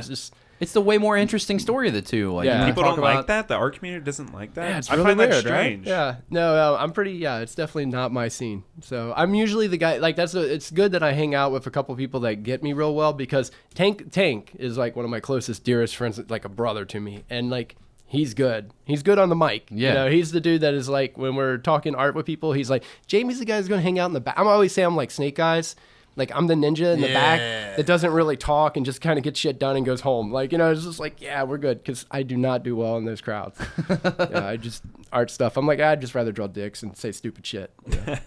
So as a comic book artist, you've obviously had to have had some inspiration growing up. You said you had read comic books since you were like 6. Yeah. So who are some of your like favorite comic book artists? Oh, goddamn, dude. Like a normal, Marvel DC guys, Frank Miller. Oh, of course. That's like, was always a huge influence on my type of work. When I got it like later in life, like one of my biggest influences that nobody ever really knows is an underground artist who was also a tattooer named Greg Irons. And that guy is like one of my greatest, in my opinion, one of the best artists of either field. He died actually going to Tibet and getting hit by a truck. Oh, damn. Or bus, excuse me. He got cremated by a bus. Tomato. Fuck. Yeah, he went out like a G. Yeah, he did. But he was just this badass, like super detailed, like fuck it, I'm gonna draw crazy shit. And his comics are just insane. Like we're drawing up some of his stuff now. Yeah, that dude is. Dude, that's pretty fucking wild. He was just a different level. Badass. That's the only word I can ever describe him. I'm like, fucker was just sick in a whole different level. So, and like when you see that stuff, and if you're familiar with my work, you're like, yeah, you can definitely see that I swipe from him a lot. Like, that's my goal and influence is to look. Nothing like wrong shit. with trying to channel that as long as you're doing your own original shit. It's not like you're tracing his drawings. No, not at all. No, but every artist, whether they want to admit it or not, has that like storage of 5 to 6 people that matter to them, and those are the people that they look at. Like Jaime Hernandez, the Love and Rockets artist. And Jaime's artist he looked up to was Alex Toff, and Alex Toff was a big influence on me. I use a lot of like pure blacks in my work and shit like that. Yeah, and that's the person that does that. Larry Wheats, I'm fucking up his last name. He did Cherry Pop-Tart, which is a completely porno as fuck. Like it looks like Archie, but they're fucking in the like Cherry fucks a dolphin in an episode. Whoa. Like yeah, so like that type of shit's a huge influence on me. So there's just a lot of that shit. Like again, it's pretty wide spectrum. But okay. Yeah, and now it's funny is because as I've gotten older, like I appreciate more weirder shit. Like you ever heard of Hetcher Flanks? No. What's he that? was this dude from the 1950s who was a complete like horrible human, but he was a comic artist who drew the most fucked up thing. Is it Fletcher Hanks? Sorry, It's okay. I got a bit of a lisp. I'm a hillbilly. I fucked it up. There it is. Yeah, so he drew this like. His books are pretty much an acid trip the whole time out. Yeah, we're all like checking out some of his. That's Phantoma. That's one of his most popular characters. They still make books of her. And then the weird muscle guy crushing a guy is Stardust, and that's his other character, which is like a Superman ripoff. This one right here? That was the thing too. Like in his books, he would like find a bad guy, tear their head off, kick it into space. The guy would have a conversation while flying in space. Nothing was like abnormal. Click this What and the then fuck? let's read this context real quick. And Destructo's head begins disappearing into the giant's body. Help! Help! Yeah. That thing looks weird as fuck. Yeah, that's the thing though. It's like the shit's weird, and those dudes embrace that shit. Like Why was he literally such a bad crushes. person though? What was his? Oh, he was just like, fuck it. Like everything I've read about it, like his abusive and just gnarly, stole money from his kids and his wife, and then stole it from the publisher. He was just a shitbag of a dude. Wow. Because this guy, like nobody knew who this dude is. Like this book was made in the like early 50s, right? So he did all this work and disappeared, and some dude found a bunch of the work and was like, holy fucking shit, this is amazing. I want to figure out who this guy is, and there's no like records of this fuck. And eventually he found this dude's son, and he was hoping it was going to be like, my dad was the best, and he drew these crazy comics, and instead the dude's like, that dude's a fucking shitbag, and if you find him, put a bullet in his head. You know, and you're like, well, good news, he's been dead for 20 years. So, it's like that type of thing. But yeah, it's just but his work is insanely awesome, and a lot of people when they find it, like artist wise, are like, "Fuck, why haven't I not known about this shit?" Right. And a lot of those old like golden age books were done by guys that got back from World War II. They had PTSD. They were just drinking all fucking day and shelling out shit. And then, from what I understand of how comics worked, is like, they'd just be like, "We need 8-page filler. Make that shit work. Here's your money. You can buy your drinks for the week." Right. And these fuckers would just make it up on the fly, but it was so goddamn crazy. Like, now you read it and you're like, "Fuck, this is badass." Like, it's not an in-depth story, but it's just batshit nuts. Right. And I love batshit nuts stuff. That's my favorite thing in the world. Yeah. That's like everything I've tried to live an interesting life and put myself in just batshit. Again, like, I'm gonna light my Lego fire and fight these people. It's the shit like that because it's an interesting experience. So you're probably into that series that Eamon showed us. It's like was it Murder Falcon? Oh yeah, Yeah. huge man, Daniel Ward Johnson. Yeah, that's badass, dude. Murder Falcon Yeah. looks so tight. I still does. haven't It really I does. still need to buy some Oh, books. It's the best. It's only go eight, down to only Blue eight Ash. books. Yeah. By now it's probably in a trade. I'm guessing it's probably coming out by a trade. Yeah, it's dope. I gotta get it somewhere, man, So because good, it man. looks so fucking cool. Because there's Yeah. Murder Falcon, the guy that plays he's playing a fucking flying V guitar or whatever the Yeah. fuck, and they're always doing like they're throwing like Lemmy in there, or Oh, yeah, fucking like the Rob Halford or like classic metalhead. One dudes. of the heroes walks around in corpse paint. It's just like, can't beat this shit. Yeah, it's fucking awesome. Yeah, it's dope. Dude, there's so much cool shit going on in comics. I didn't know this side of it where like there was insane shit happening on because you always think of like Action Comics and fucking Right. Detective Comics, and when you think of the Golden Age, and then meanwhile there's this shitbag drawing these fucking insane comics. Yeah, that's the wonderful thing about comics is because like everything's made and it's out there some way, and especially with the internet and things like that helps it. And there's people that appreciate it and republish it and things like that. And that's as I've gotten older, I go still on Wednesdays. I'll pick up 1 or 2 books. I'm like, nah, that's cool. But I'm more like, I hit up comic shops. I hit up half price books. I'm always like hitting dollar bins and just trying to find like weird, random, crazy shit, like undergrounds and just whatever I can find like Right. that. That's my favorite thing in the world. I'm still sticking to the big, like, well, not even DC anymore, just Marvel. Just Marvel. Just Yeah, DC is just shit. Who's your favorite shit dude to bed on with me. Marvel? Spider-Man. Well, of course. It's too That's relatable. everybody's- It's Yeah. the best. Everybody's Peter Parker He's- in their well- heart. Well, I feel like he's really shit the bed since now Dan Slott. Dan Since Slott Dan took Slott took Yeah. over, that's when I feel like Spider-Man changed for the worse. Did you read Silver Surfer Black? Yes, That was boss. It That was was. so good. It was series, yeah. it was. But it's just Dan Slott now to me. It's just He used to be good. Yeah, Like, he he- used to yeah. write good comics, and then somewhere like he got hit in the head with a frying pan, and then that just left him. I'm just like, what horrible event happened in your life? Your wife quit giving you blowjobs, and you were like, well, fuck Spider-Man, I'm done. right. Yeah. I'm But gonna with- take it out on the comic. With Yeah. artists, though, I'd have to go with Clayton Crane. If you've ever seen his What does he stuff. draw? He mainly does anything that involves the symbiotes. Oh yeah, like the Absolute Carnage and all that. No, I have like that book. Yeah, I do like that. I'm kind of that era where like Venom was big and shit like that. I remember Yeah. first. I used to have that first appearance, and some fucker that I grew up with like traded me some dumb shit before I realized that Venom mattered. Yeah, I thought some of the art that he did for Venom versus Carnage was some of the best I had seen in a long time. Yeah. Did you guys even like that movie? Can I be honest? I Never love seen it. Venom, and I thought that movie was dog shit. I never seen one of my closest friends. We call him Q. He is a movie file, and he knows my taste, and he goes to every movie every weekend, and so Yeah. and I see him usually like a day or two later, and I just remember him coming up, staring his face, and he's like, "You will not like it," and I was like, "Well, never gonna see it then. I'm good." You Yeah. will Yeah. not like it. I you didn't want to won't. watch it either because I was like, ah, man, I just feel like. At first, I was excited when I saw Tom Hardy because I like that dude. I me like too. it. There's this Depression era movie. I forget the name of it. It's about moonshiners. There's Great Tom, movie, man. I Law- love Law- that movie. yeah. Lawless. Lawless, I yeah. love that fucking movie. So I love good, Tom man. Hardy in that Awesome. movie. I think that's the best. Forget Bane. This is the best representation of Tom Hardy as an absolute badass motherfucker of all time. He's just this badass moonshiner. And then so whenever I see him, I'm always excited about what they're gonna stick him in. But it's almost like what happened to Gerard Butler after fucking Law Abiding Citizen came out. They just started cramming him movies and Yeah, hoping he's it like would that. be- He's like trying to hold on to the old stereotypical action hero. or fucking Yeah. 300, they saw that and they tried to jam him in a bunch of fucking movies. just Yeah. keep So doing I feel crunches, like that's bro. happening with Tom Hardy too, and I was like already like, oh god, you're not gonna top that character Tom Hardy The for me. only so I'm thing like, they got right was the symbiote part. That was the only part I they got don't right. know that much about it to know. gave him Like, such He shitty wasn't lines. Eddie Brock. He wasn't Eddie Brock. The only thing they got right was the symbiote, like him being its own entity, talking to him, and like growing off of him to form its own like liquidy head to talk to him.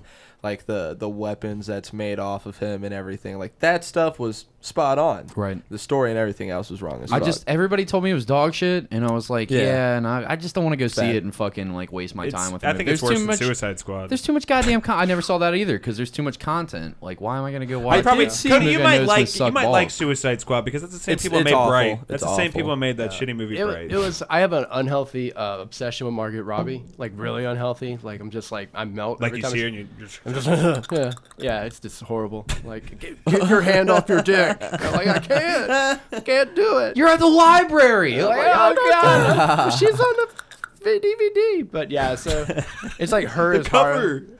Yeah, it's like goddamn, dude. That was the only reason I went to see it, and that's how much I love that woman because I made it through Suicide Squad just to be like, I saw Margaret Robbie. I thought See she her was. eight I thought scenes. her She was and great. Will Smith were They like were the great, only yeah. good thing about that They movie. again, That's like because they're even doing a saying Birds of something. Prey now with her, and I think it'll be fine. You It's know, supposed to be completely cut off from Suicide Squad. and as long as that Joker dude doesn't show up, I'm good. Oh that, my that God, version he's the of Joker, worst. It's the worst Jared goddamn Leto- version of Leto, all time whatever his ever. Yeah. 30 Oh, it's Seconds of Mars. fucking dude. horrible. It's infuriating, and his tattoos suck balls. Like they just like. Not only that, his it's attitude. the cringiest, like most emo kid bullshit. Yeah. Like inspires a new legion of not poorly real written. comic book fans that see the Joker as like some character. You never actually read any of the graphic novels. You don't have a favorite that you could pick from. You don't fucking know anything about the character really, other than you saw that he has a grill now and like he's more of a gangster and he's got damage he's got on his tattoos forehead like you and don't you're like, know. oh, he's cool now. But it's like, yeah, look at those fucking goofball fucking tattoos. If you saw that on a dude, you'd be like, I'd oh, this chuckle. dude's a bitch for sure. Like, what? I'm gonna make Well, fun of not you at the only bar until could- you try to fight me. And then, Not only that, but he had like a shitty attitude about the whole thing. He took it way too far. He would send used condoms and dead animals to his colleagues. He's like, trying to do okay. Heath He's Ledger. trying to pull Heath Ledger, even though Heath Ledger wasn't really doing that. He just kept himself in a fucking hotel. And he Joaquin had Phoenix sleeping didn't have to do issues. that shit. He lost a Lost dickload weight. of weight. Yeah, but he didn't like torture Jared- the cast. But Jared Leto tried to shut down the Joker movie with Joaquin Phoenix, and because he wanted his own, he wanted his own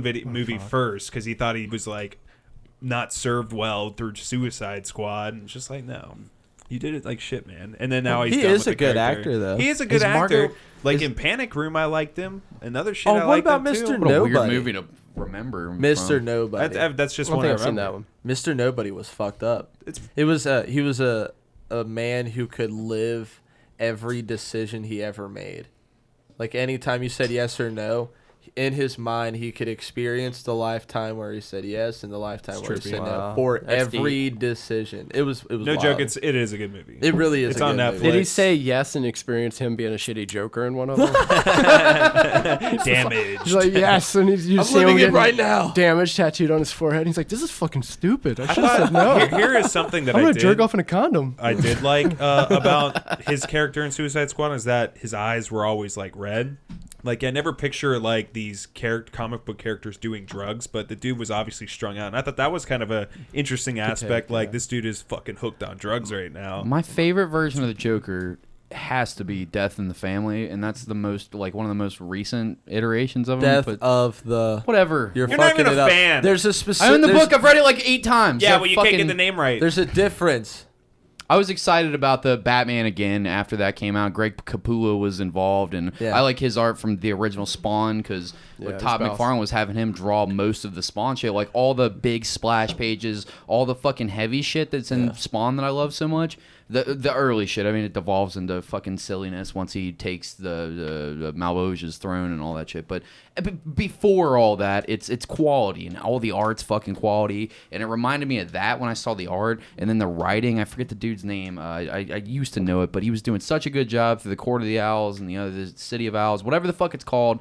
But Death in the Family is Court so of Owls. brutal because he lets what's the dude's name, Toyman, take his fucking face off and turns it into this that one. mask, and his face is rotting underneath of it, and the mask is rotting, and it's fucking brutal, and he's playing like a real psychopath. Like he's completely went Ted Bundy like 100%. Like The scene when he plus goes into the police office and he has the Yeah. lights cut out and is killing everybody with a hammer. That Yeah, was dude, rough. Yeah. it's fucking insane. Or when they open up the thing and like where he found that he tortured these people to death inside of the while the movie's going, and they've got those big fucked up smiles on their faces. Or when he tries to kill Damian Wayne, like it's all to me, it's fucking. That's the most intense, like the version that they need to do next. I thought that they didn't need a Joker. Like the way that they're gonna do it with Joaquin Phoenix until I saw it, and I was like, cool. The only other one that I ever want to see for the rest of forever is I want to see them do it correctly. Do the R-rated fucking Death of the Family one. I think I get what you're saying. With each of them, like iteration of it, they're trying to like get to the core of the Joker. Yeah, they're right. trying to like say like there's more to the murder, and that's what they keep trying to hit on And this instead is- of hitting the murder. Like Yeah, they're he's not just hitting the psycho You need Joker to put where this he's just man like down. Yeah, You where gotta- he's just knifing everybody he comes into contact with. That's why the Killing Joke's so good, because they put Batman in this position where he has to kill the Joker at the end, which, spoilers if you've never read that book from 40 years ago,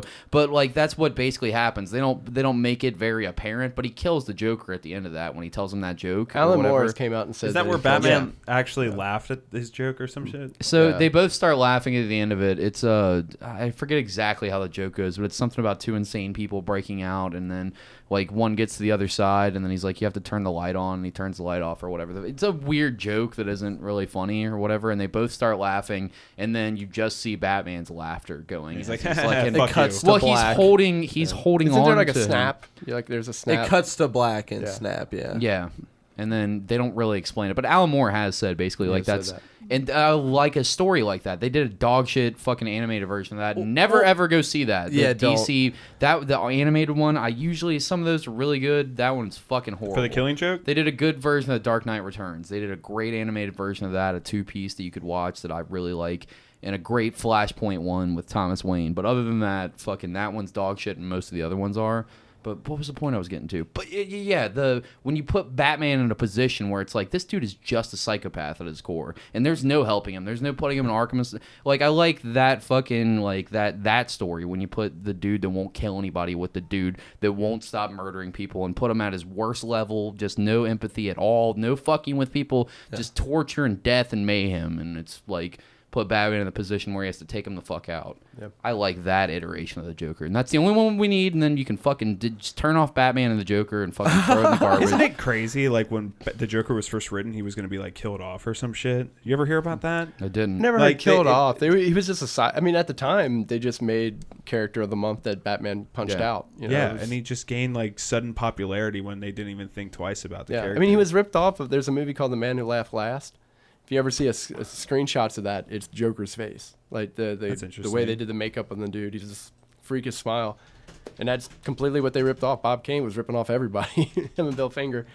Which Well, is the Bob one that Kane got ripped fucked. off Bill Finger. Yeah. One of those guys got fucked in Yeah, that Bob partnership. Kane was the artist, and Bill Finger, he brought him on as like a writer who pretty much created everything for Batman, and then Bob Kane took all the credit of it. And he signed, Jesus. yeah, and he. What a yeah, dick. Finger, from what I heard, like I mean, like he died a very poor and horrible, like- penniless, right? They have a yeah. whole. They And have it a- was like a weird thing where the dudes, people in comics knew it was bullshit, but no one else did, and nobody wanted to come out and because have of their the way- career that's ruined. fun. Yeah. because there's two companies that you can make all your money through, and what you're gonna fucking whistleblow on the, like no, because then you'll be blackballed by everybody. Yeah. So If you want to hear a really good story, there's a comic artist from the '60s named Jim Steranko. I'm familiar with Bad him. He put out motherfucker. those crazy comics. It's all psychedelic weirdness and shit like they did that. the Shield, Agents of Shield. Yeah, and shit that's like the one that. I'm thinking of. You can go on YouTube and listen to it. He had an altercation with Bob Kane and basically punched the shit out of him. And it's a really like he's a badass storyteller and he does a lot of conventions and everybody wants to hear that goddamn story. Yeah. So if you like YouTube it, you can listen to it. It's really good though. Is Like, it short? Could we do it right now? Nah, man, it's a All right. decent story. Cool. Yeah, it's a story. So I gotta check that shit out for sure. Cause like the way that he got Batman's my favorite comic book. Like that's like that and Spawn. Like they're equally tied for my favorite like all time. So when I heard about the artist getting motherfucked like that by the dude that wrote it, I was like, man, this is the like you wrote one of the most iconic comic book characters of all time ever. And you just fucked your partner that helped make you a multi-millionaire and well-respected by everybody. It's like, fuck that guy. Now they got Edward Cullen as the new Batman, yeah, Twilight dude. Twilight I guy. That's why I haven't keep even- calling him Actually, Twilight dude. I bet he could be good. I don't You know, keep up with it. so, For real, 'cause like, they You better disappoint do me some too much. push-ups. I saw that he was made Batman, and I like as I should have, You hated screamed? it because Twilight, obviously. But from what I had heard for a long time was he's like really fucking good in the small projects that he does, he because is. he like doesn't do like big name Hollywood films apparently, but as often. But I had seen him in The Lighthouse, and he was amazing. Amazing. The Lighthouse was phenomenal. Him and William Dafoe were fantastic. I read in that movie that they actually had the lights so bright. The way they had it filmed that way, they were basically working in blindness because it was so bright on set to get that particular type of film style. Did dude sparkle in the movie? He might have. I'm sure he did with that many Good lights. callback. Yeah, good callback. Yeah. I used to date a chick that loved Twilight, and I just remember her just fucking watching those goddamn movies all the time. Carving. It's a good reason we didn't make team it on them. very long. I'm like, well, I'm out. Good luck. Good luck, vampires. They have like a large cutout of Edwards, or is it Team Jacob? God damn, dude. I don't even know. What team were you though? I was, Oh, I was, God, I was Patrick. team Spike in my eye to just get me out of the fucking room when it was playing. It was like a Team Kill Myself. yeah. Team this shit over yet? We went balls deep into this comic book world. Let's jump into another piece of your life. You're a tattoo artist also. How does that fit into all this? Where did that get started? I did art, and I was living in Covington, and I was drawing a lot, and I was doing actually my art career. Goddamn, like kind of at a certain point, I decided to take it more serious, and I was doing a lot of artwork and getting in fine art shows. I met Tank at the same time. How old were you around this time? I was actually like 30. Yeah, I'm 40 now, 41 now, I guess. I don't even know how old I am. It's weird. I don't retain my age well, but I can't remember it. But It makes sense. It changes constantly, and you're just like, it's I a don't lot of fucking have fucking time to work, think man. about doing My other girl, shit. like that's the thing. I'm really adjusted to having my girlfriend around me all the time, and she's the one that's like, he's 41, and he lives in this house, and he has a cat. That she's like, he's been hit in the head a lot. You just gotta. She's your that. mental wallet. She really is, man. It helps a lot. I just now That's I awesome. expect That's it. the I'm best like, partnership if yeah. you don't remember a lot of You know, shit. just sort of like, that guy and that thing happened. She's like, yeah, it did not happen. But no, so anyway, I was living in Covington. I decided to take my art more seriously, and I was making a lot of like gallery shows and kind of doing all that hustle. And I've always been like, I'm just a hustler. Like I don't consider myself like any particular type of anything. You're like Luke's roommate selling shots to drunk people at the Oh, party. fuck yeah, dude. Like as immediately as you said that, I was like, that's a good one, man. I'm going to remember that shit. Write that down in a book. But no, it's so anyway, I wind up like I was drawing people's tattoos. Like I was living in Covington, I was doing all these shows, and I was going to the bar. I was hanging out in the bar scene real heavy, and everybody would be like, "Oh yeah, you're that guy that drew the shit on the wall. Da, da, da, da. You want to draw my tattoo?" And it's like an extra $50 for me, or buy me drinks all goddamn night, and I'll sketch you something up. So they were bringing it in the tattoo shops, and at the time, I was getting tattooed a lot by these guys. And a couple of those people were just like, "Yeah, man, you should probably like look into tattooing, because you're drawing all the shit." So I was set up with a good, I took an apprenticeship, I paid a bunch of money, and I cleaned toilets for a whole long time and learned how to paint and draw, and kind of had to humble the fuck up, because at that time, at the point that I took my apprenticeship, I was in tattoo magazines already, for art, flash art and shit like that. I was in the best of for certain years. While you're fucking out scrubbing with a tubes. toothbrush. Yeah, so I needed to shut the fuck up and learn some things, and did that, worked the street shops for a long time. I have a private studio right now I kind of I just don't like people. It's again, it goes back to that people thing. And You have a circle of people that you know are regular clientele. Yeah, You're like, I'll deal with these guys. I love having a private studio. I do a lot of larger pieces, back pieces, sleeves, things like that. I can kind of set my own time and set my own I don't do, for lack of a better word, white girl tattoos often. Right. I want an infinity knot upside down turned into a bird. I'm like, there's 50 shops that got bad. Go down to Clifton. They got artists. It'll so take many you. good tattooers down there that will do that shit and make it look awesome for you. People that generally come to me, they want a Jaimie Filer tattoo. So that Right. They have your art style in mind and shit like that. And again, it's I'm not I don't call those shots, but I'm an illustrator and things like that. So people that want my stuff want stuff that looks like my stuff. And at this point in life, I like that better. Did you ever do any punk rock tattoos as a kid? Just have a machine and fucking. Well, I was I've been doing art forever, and Yeah. I was a graffiti writer when I was a kid, and I lived in Covington, and everybody wrote at Let's that talk time. about that too, for sure. Yeah, everybody. I don't give my name obviously at the time Right. because I was very popular graffiti writer at the time. You were just out fucking shit up I all was day long. wrecking shit like Were you a no little tomorrow. toy, or were you really good at it? I wasn't a king, but I wasn't a toy either. Yeah, right. I was a good middleman. Yeah, I definitely was that. I learned from a couple kings. It took me out. I was a toy for a long time, but I wrote everywhere and I destroyed everybody's shit. Yeah. And I was always the guy that was like, You were writing over people's shit oh yeah, I was regularly. like, fuck these dudes. Like I was like a little gangster wannabe. But, How quick could you put a Hey, you piece could up beat in their that? ass, Like if probably. you had, if they What's had that? some, if they had some, like, were you doing tag like cover ups, or were you doing like? I did fucking- everything.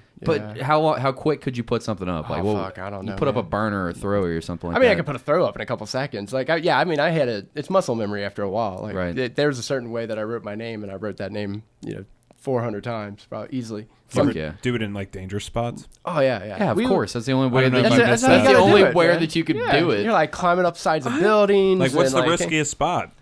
I can't tell you.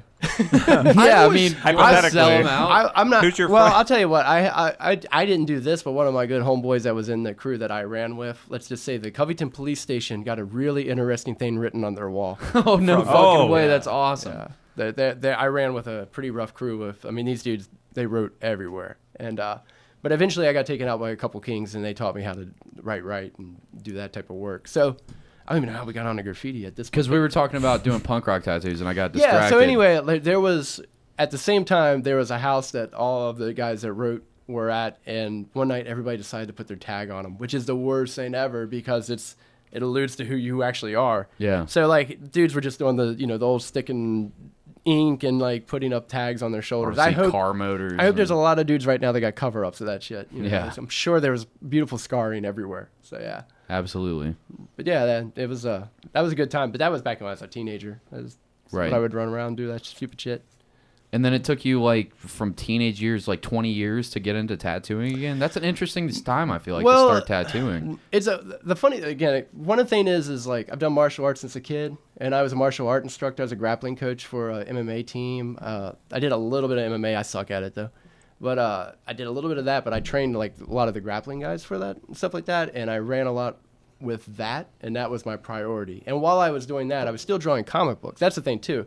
I've drawn comics for over 20 years, and I did like indie books and things like that. So like I would work a day job, go teach martial arts at night, then I would drive to conventions on weekends and hustle comics all weekend, and then come back home and draw all day. So You got some fucking energy, man. yeah, that's Yeah, my damn. biggest thing. Hustle. My thing that I openly everybody knows and I'm very open about is like I'm a workaholic when it comes to art, and I will work anyone in the ground.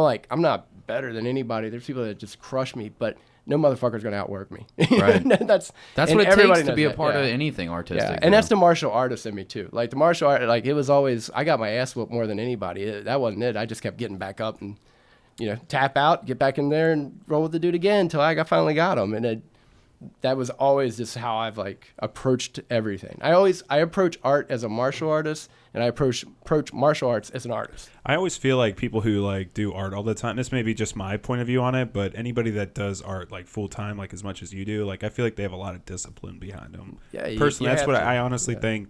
They have more discipline than most can really say that they have. Yeah. To really just bust ass and be patient on a long, hard piece and just keep doing it. Just keep Can we- doing it. That's crazy to me. Can we do a dive on your Instagram real quick for If the you YouTube like, man. listeners? Yeah. If you guys want to check this out on YouTube, if you're just audio listening, we're going to go through some of his art pieces right now on his Instagram. If you want to follow him, it's at Jaimie, Jaimie _Filer, Filer. It's like the hardest name to find. It's so because everything's misspelled. They're like, what the fuck? Yeah, and the funny thing is, I'll be the first to say, like, as much as I love working on art, I fucking hate social media. Yeah. So like, I try to post something on every Tuesday, Thursday, and Sunday. We And got a schedule for it. yeah, because I really don't like posting. Keeps you shit. dedicated to something that you don't like Yeah. doing because you know that it's a necessary element of something that like you actually love. Yeah, So and this promotion aspect is the most fucking suck part of doing art at Yeah. all. And I mean, nowadays, like the problem with Instagram and everything else, because the algorithms are all fucked up. Yeah, and it's I working really, against you. Yeah, like I noticed all of a sudden all my shit was dropping. I would talk to people and they're like, "Oh, we didn't know you drew anything for the last month." And I was just Yep. like, "Well, fuck them. I'm just gonna make it 3 days and then I don't have to fuck with it otherwise." And again, my hustle is tattoo wise. My biggest thing, I don't put my tattoos. I don't like promote tattoo because there's guys that can do great tattoos. Go to them. I got my thing. The only thing is like I do a good tattoo. I send it out. They bring back people. That's how I've always Yeah, had word of mouth. Yeah, I'm booked out to the end of the year. Right. You know, and I'm like, You're not even looking to sell it right now. It's yeah, like, I don't push or nothing else. I got people wanting tattooed next year from me already that I'm just like, I can't even book you in the book yet. You know, it's not because I'm like better than anybody else. It's just the fact of like, I do good work and send it out and just let You're it just be a what it is. busy ass dude. Yeah, and it's always Your that hustle. work That's what I speaks do. for itself. Yes, amen. this piece captured me as soon as I got on the page. Dread. That's the fucking Judge Death, Judge right? Death, yeah. Yeah, that's a badass fucking character from that. Thanks, That's a man. fact. I love This looks amazing right here. If you guys aren't seeing it, it's Judge Death grabbing somebody with like praying hands over him, and then it's all black and white, looks like ink, and then there's like the red curtain behind him, and it's probably blood, right? It's fucking dope. whatever you want it to be. I love it. I'm just giving them something for the Kool-Aid. audio listeners. Right on. Yeah, no, but yeah, man, like I just got back from that trip to Amsterdam and London and that. And when I was there, one of my biggest things too is being a comic book guy. I collect books like massive. Like my house is just I have like a actual library, and then I have like bookshelves in almost every room. Oh, wow. And, yeah, that's the only thing. My girl is just like, dude, we're gonna have to get a fucking bigger house if you keep this shit up.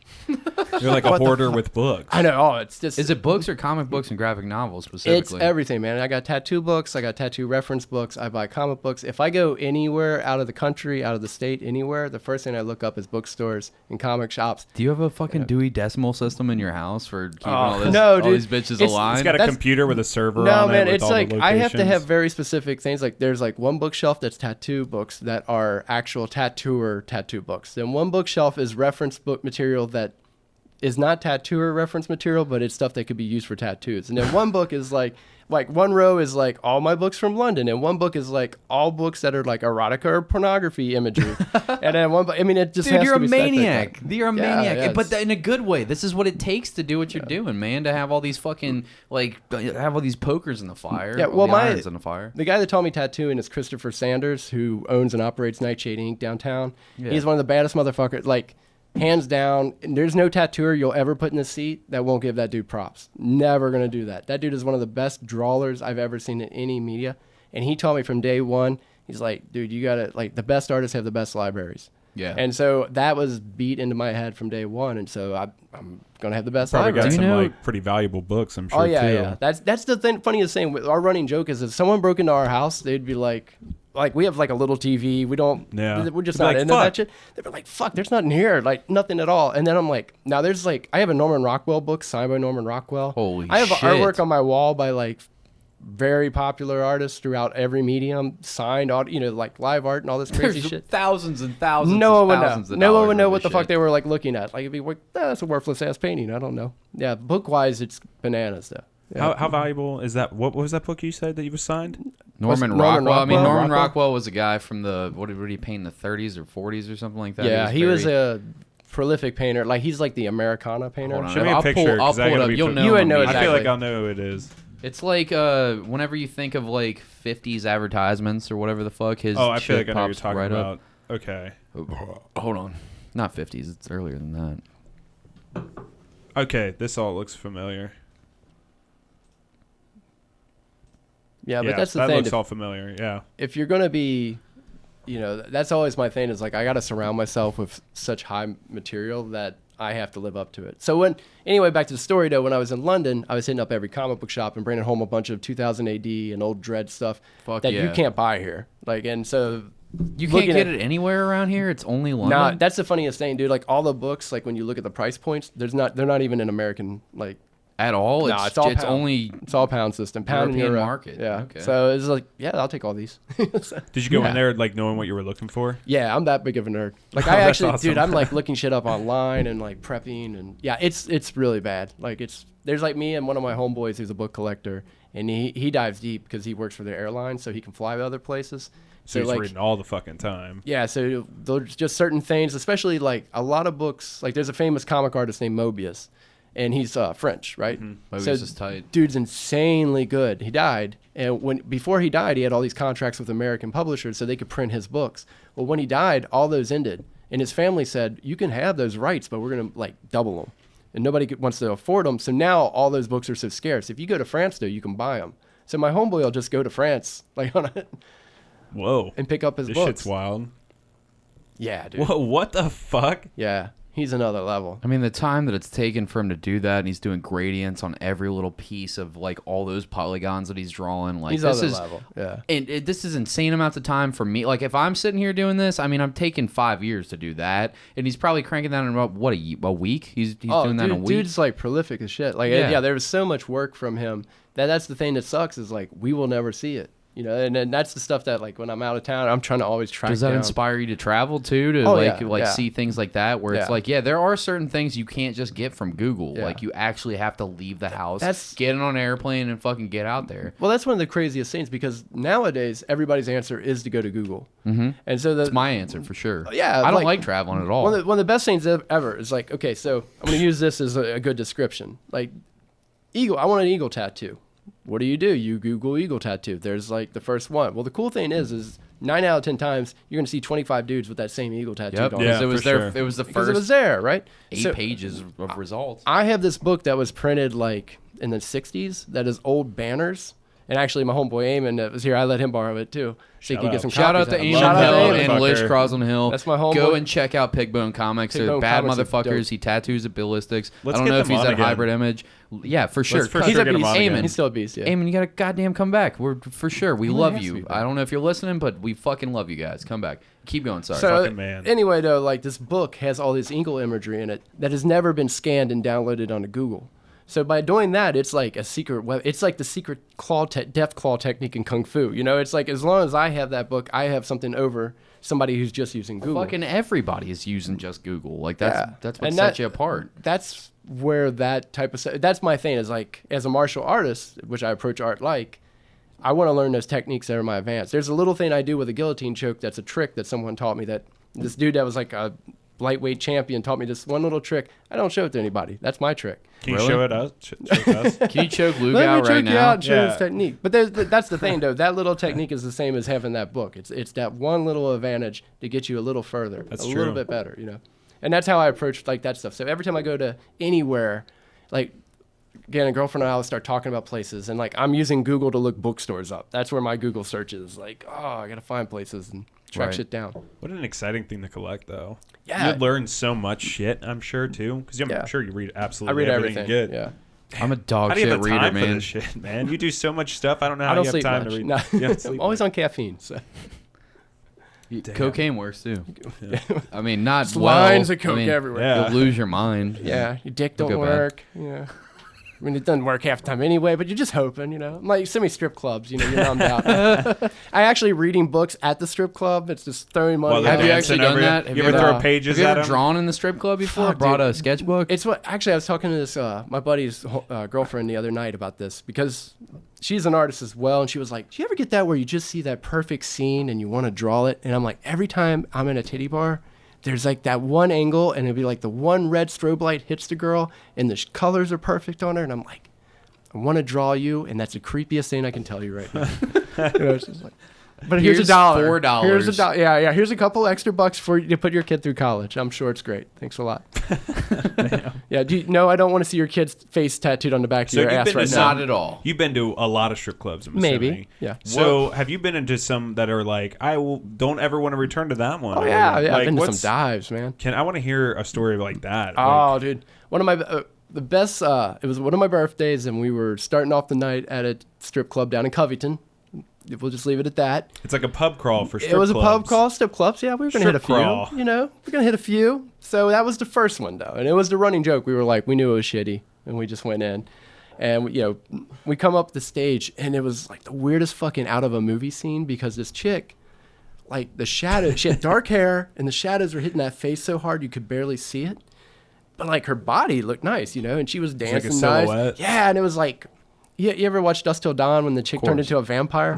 Yeah, when they ruined the movie, when the movie went Yeah, to dog when shit. the movie That turned, was like, the took scene. a bad turn. Because it We was got like, orange pussy, white pussy, green pussy, left ways pussy. Sorry, keep going. Yeah. We never saw the green pussy. I was sad. But like the chick came out, and once the shadow left the face, it was like a Basil Wolverton drawing. I don't know if you're familiar with that artist, but it's like this giant, weird, distorted head was like cut off and attached onto this woman. You know, you were talking about furries earlier. Yeah. Even like a furry beat with a baseball bat hooked onto like this beautiful woman's Straight body. Like, up. A and it was butterface. so bad that me and two of my other dudes were just like, we were all like, on kind of standing there like throwing a buck, and we actually all three moved back because we were just so like lost on like where that face came from in the shadows. You couldn't paste that any other way. So you didn't give any cash that time? No, I think I was no good. tips. I think I was good. I was like, I need to get a drink. Like a lot of them. Did you ever eat at the? I'm sure you've been to a strip club bar where they've got a fucking a buffet. It's a saloon, or some right? shit. Isn't Like that you what ever it's had No, a I strip never club had the buffet? buffet. I was in Portland, and in Portland, strip clubs are huge. Like it is a very known like. It's like a mega church for strippers. It is. Everybody goes to them. Everybody hangs out with them. Every stripper's like a weird like celebrity thing. I mean, it's that thing to like, oh, that's so and so. You can see She's her the titties at top this one. stripper in the town. Right. Yeah. But in Portland, the rule is you have to have food. You have to serve food for them to be allowed to do it. It's some kind of weird town The rule. only It's a pussies weird, could be hanging loophole. out. You gotta have fucking So cheeseburgers fucking and hot weird, dude. dogs out too. So my boy, the guy actually I told you about that worked at the airlines that traveled around, he lived in Portland for a couple of years, and I went to visit him. We were hanging out and shit, and it was right before Thanksgiving, and I'm like, so you coming back home to hang out? And he's like, nah, man, I'm getting Thanksgiving dinner at the strip club. I was like, what? And he's like, yeah, they have a good deal. It's good turkey. I get mashed potatoes, da-da-da. And I'm like, and you got titties in your face, so I guess you're good. Yeah, it What sounds Thanksgiving? fantastic. What a good Thanksgiving. You But don't dude, have it to deal was with all your probably very awkward thankful. relatives. It's They're so asking you what weird. you're doing with your life, and you're like, Yeah, oh, no, Well, this no is what I'm argument. doing. tattoos and drinking at Just the bar, ass in the face, man. having fun. Yeah, But it was exactly. we hit up a club, and there was like two couples next to us, which nowadays that's not abnormal. That's cool. That's great, man. Like I said, my girl loves strip clubs. But we're just hanging out, and I look over, and they're all fucking eating pizza. Like they had ordered a pizza from the kitchen, and they're just destroying this pizza. And I realized they came for the food. Like I was like, that really happened. Like Portland's badass because like you've seen so many strippers, you don't even give a shit that they're Like on I'm stage. just here for the fun. They do a damn good turkey melt here. Damn at the, good turkey melt. That's what At I'm. Flamin' Titties are us. It's a damn good turkey. I was looking for a good strip club name. I'm Yeah. glad you saved me there. Yeah. So have you been to some other places that have also been pretty trashy too? I'm assuming. I've been to a couple, yeah. Like, have you ever been to a strip club out of the country? Yeah, I was in Amsterdam. Oh yeah, Amsterdam. Besides yeah. like that though. No, we actually last time I was in London. Well, 2 times ago I was in London. My boy and I were trying to find one, and there's one there that is pre-World War II. And What? yeah, hopefully the girls So it's weren't. I was about to say, pre-World War II. are the women there still? Yeah, like I mean, I'm titties to hoping. the floor and stuff But we like couldn't that? find out where the place was. It was we were a little bit lost as where we were to worry about it. But yeah, it's still in the books to find one day. Yeah. They don't just It's advertise that on probably Google one of Maps. those Yeah, places thanks. that finds you. Yeah. I feel like it. I feel like just me Flyer being on me. your Like car. they smell. He wants to see strippers on him. Yeah, they're like that dude will never get a normal job. He's got a lot of shitty tattoos all covering his body. Come on in. They pay money to see ass. I'm like, yeah, okay, I'm here. That's funny. Let's segue real quick. Cody, you pissed your pants this week. What happened? Way to bury the lead, son of a bitch. Was that a strip club? I wish it was at a strip club. So I was at work talking with my boss for way too long. There may or may not have been drinks involved. Long story boring. I'm driving my car drunk home to allegedly. This is a fictional story that I'm writing for a book. It's not real. Yeah, it's not real at all. So I'm This didn't driving home happen. drunk. It for sure happened. And I got onto the wrong highway. I thought that not because I was drunk, because like Because you there's swerved into the other lane. Because you did it intentionally. and you had no other choice. That's a good way of putting it. Because your Siri was drunk. I'm an apple. I do not do shots with my phone. It's bad. No, I always forget that at nighttime, 75 South has horrible construction right by the 74 exit that I need to get on to get home and shit like that. And normally it's bad enough to where you're driving like 5 miles an hour like half the way home, and it takes an extra 20 minutes. I was stuck in traffic for like 45 minutes and dead stopped, nothing moving traffic, and I've had a couple drinks, a couple be whiskeys, thankful. and my bladder is Should have filling been up dead stop. rapidly, and I was like, what am I gonna do? Like I'm on, and I'm looking like, can I fucking drive into this grass to the left of me and like get on back on 75, because I'm on the ramp that gets you to 74. I don't know if you guys know where it's at, but like there, and I'm looking over and I'm like, man, that's a fucking hill. It isn't just grass. It's not a grass divider. It's just a hill. I look to the right of me. There is people in a fucking Pat's turning red because he didn't realize I've been teasing I them know where it's going with this dude. piss pants story the whole time. No, you don't know where it's going. Wait and you'll I'm see. picturing you're just gonna sit there and you're just like, well, I'm not getting out, so I'll just piss my pants. It's way worse than that. You just piss your pants. No, it gets worse. So, by the way, this isn't a long time ago. This is this week. All right, I need to get it together. Shameful. Anyways, so I'm sitting there and I look to the right of me and there's a semi in front of me, a semi behind me. But of course, to the right of me, there's a car like a little bit bigger than mine so they can see all the way into my car. And it's an Uber driver, and in the back there's a whole goddamn family, like kid, mom, dad, fucking another kid on the other side, kids jumping around, looking in the window at me, and I'm like, What do you think they're rating for? So I pissed my pants. and I was like, fuck, dude, and I'm looking around my car. 15 minutes in, my bladder is full, and I'm like, the fuck am I gonna do? I have no idea what I'm gonna do. I was like, do I get out and piss? I was like, do I chance it on the hill, drive over the hill, almost die, for sure get pulled over, Like, pull drunk off the road driving. and off-road off the I was like, the car hasn't moved in Take 15 a minutes. piss. It's like, let's wait it out. 30 minutes deep, these cars have not fucking moved an inch. Not an inch. Cars are turning around and going up the wrong way. I swear to God, they're going the wrong way. There's not one guy has a shitty idea. There's 8 of them, and I'm like, do I go this way? Is there a bathroom this way? A better way to piss? Not in front of this nice Mexican family that's sitting next to me. Like, I don't want to traumatize their kids and shit like that. Like, I'm trying to just, oh God, what am I gonna do? Please, traffic, move. I'm on the phone with my girlfriend You don't trying have to hold any back know where tears. in your it's car going. to piss in? Nothing? So nothing except for I was like, I'm gonna just have to piss in something. And I'm looking around. There's a bag, and I'm like, maybe I can piss in the bag, tie it off, and throw a piss bag out the window down that hill. I think to the that's a left of solid me. plan. Nope. I look at the bottom. There's a hole in the bag, and I'm like, You what tie if the I- hole. Oh, yeah. I was like, I'm for sure gonna piss everywhere in my Angle it, car. dude. You gotta angle it. Right, you're looking everywhere. I was like, do I have anything? Like, am I about to fill up my glove compartment with piss right now? Just for the next unsuspecting victim to have some weird Indiana Jones prank happen to them? Like, piss falls out of the glove compartment. Ha, I got you with the piss glove compartment.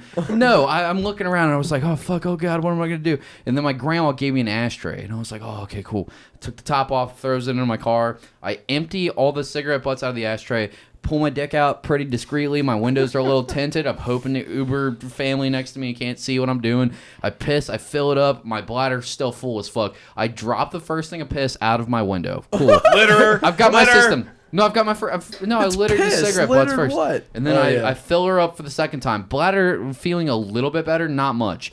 And then I go to dump the second container of piss out, and my hands get drenched in piss, and then I drop it because I'm grossed out by my own piss. Ew! I drop it, and I look down like, oh, fuck, I gotta get it. I go to open my door. As I'm opening my door, like a horror movie, the fucking ashtray just falls underneath my car. And I was like, I can't get out and in my puddle of piss and cigarettes and reach underneath for the ashtray that I've been pissing in. Mortifying. I dude. can't do that, and I'm a little tipsy, so I was like, for sure, this is gonna end horribly What a for me. train wreck. And my bladder is like hurting. Like, it's hurting holding my piss in. I was like, I'm a 25-year-old man. I'm turned 26 in a month. I'm about to have to piss my pants right now. And I made the active decision to piss my pants.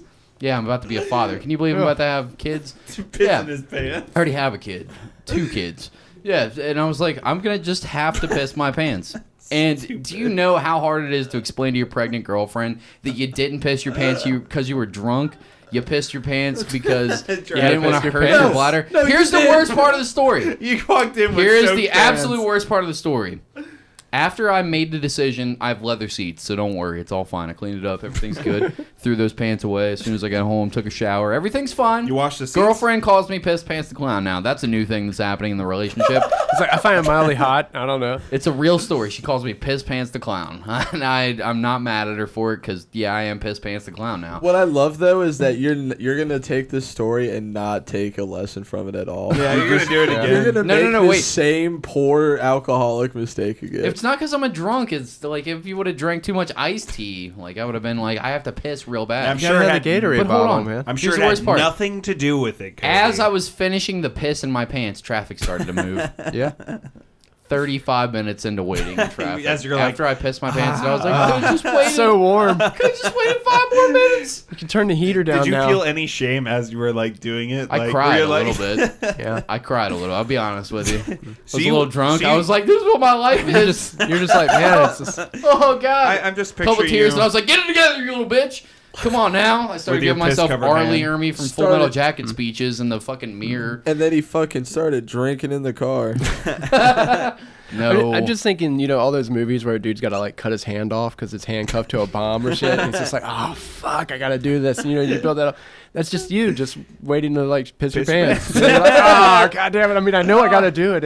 It's gotta be done. There's an episode of Louis, like the Louis C.K. show, where he chooses to shit his pants with his daughters with him or whatever because he's like, I'm not gonna make it. Oh god. They're like, Daddy, no, you can make it. He's like, no, I can't. He just shits his pants in front of his daughters. His daughters are like, oh, Dad, oh my god, and he's like, yeah. It's gonna be like that with. I was your like, I've kids never with related pee. so much to it, and I was like, yeah, but wait, that's not a real story. Louis made that up because he thought it'd be hilarious.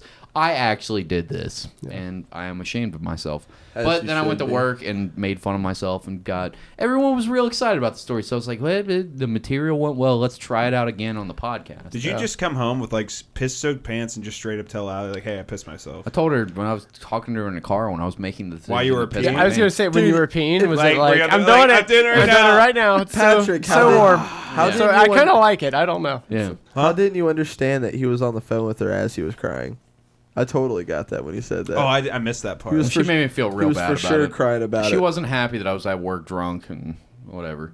And Not driving. at work and drunk. driving and pissing yourself. I'm a cook, and so littering. whenever you clock out, you go to the bar and you have 1 or 18 drinks until you're too drunk to walk. Whatever. It's a solid plan. Wow, yeah, Cody. it's a bad idea, but not all the Allegedly. time. Just every once in a while. No, it happened for sure. I don't Every know. once in a What do you- while, Can and you get then- arrested for doing something like that?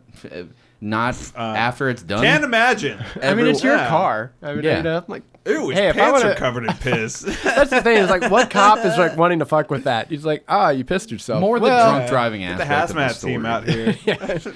kid, covered in we got some piss. rubber pants in the other car. Got a pathetic human being over here pissing himself. Yeah, no, you can piss in your own car all you want. You Now- can fill that bad boy up Yeah. with piss until it's up to your nipples. That's Life disgusting. lesson is always have a Gatorade bottle. yeah. Yeah. Always have that. I learned something fool. that day.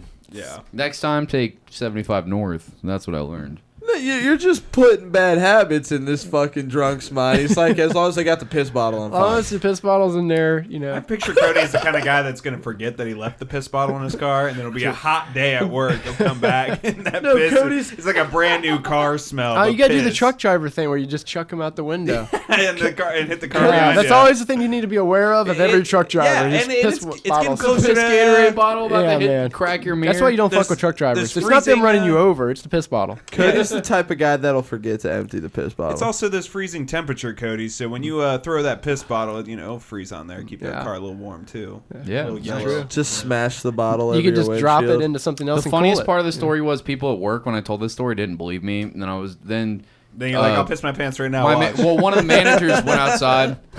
Yeah. No, one of the managers went outside, and then I saw the door open, and they were like grabbing like Scott and a couple other people. I shouldn't be saying their names, whatever. But they grabbed a couple people and said, come out here. And I was like, what the fuck's going on? And they all came back in laughing at me, and I was like, what? And they were like, Cody, you have an actual like there's water stains down the side of your driver's side door. And I was like, I didn't make this story up. They were like, you actually did this? And I was like, 100%. Your Yeah. resale value of that car is going to be phenomenal.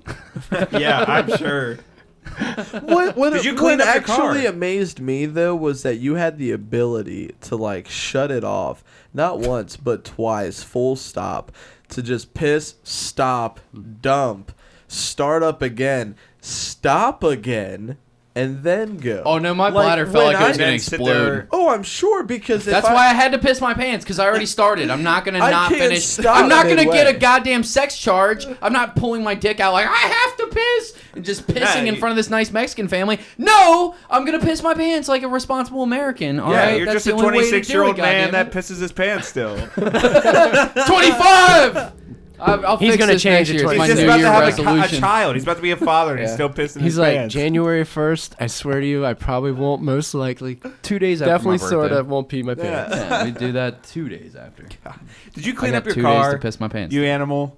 Did you clean up No. your car? Yeah. No. Because I they did. said there were stains and stuff on the side the next day. I didn't clean the outside of it because Your hand's covered in So piss. if You're I grabbing go the out steering there- wheel. I don't know. Smell my door. No, don't even touch me, Just man. smell it. So at the end of this episode, when I go outside to leave, I can go to your car and see these piss stains on Will you your do it car right door? now Will and you see if it's still there? proof check this like, shit? pull your camera, go out there and fucking pull your light out and see if it's still there right now. Yeah. Yeah, go do that real quick because I'm We'll genuinely keep this curious. going. This is a good bit. Yeah, go up to my. I don't know. You'll find my car. You know what it looks like, Bit. right? Crisis. So much pee. You ever everywhere. piss your pants, Jamie? I mean, probably when I was like In adulthood? Yeah, Like, when you were a 5. child. Yeah, as I a don't think I've ever toddler. really pissed my pants as an adult that I can remember. you're not really living, Jamie. I know. So you piss Probably your right. pants in your car. You Probably never been definitely stuck on a flight where you're like, uh-oh. No, they have restrooms. You know, Yeah, you just exactly. wait. It's always that. Cody would piss his It's pants. always that awkward shit of like you run up there and you try to open the door and you're like, fuck, it's locked. And then there's always some like weird like priest next to you and I'm like, this isn't a conversation Staring at I want you, to. Yeah, it's giving like, the eyebrows. I mean, you want to go? I'm a mile high, going? buddy. And I'm like, nah, I'm good, bro. You know. Dude, I could never imagine shitting on an airplane.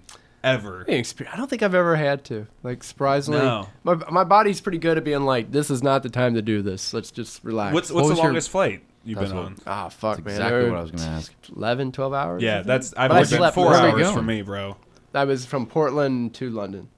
That was Why'd my you go longest from flight. Portland? Why didn't you fucking start? Because East my dude Coast? like worked at the airplane and he was or the airport and he was like, "Hey man, if you want to go to London for a good deal, I'll come to Portland." Yeah, just fucking do it, you know? Why would you not do that? Yeah, so it was a really long fucking flight though. How many countries have you been to so far? Not many, like 2.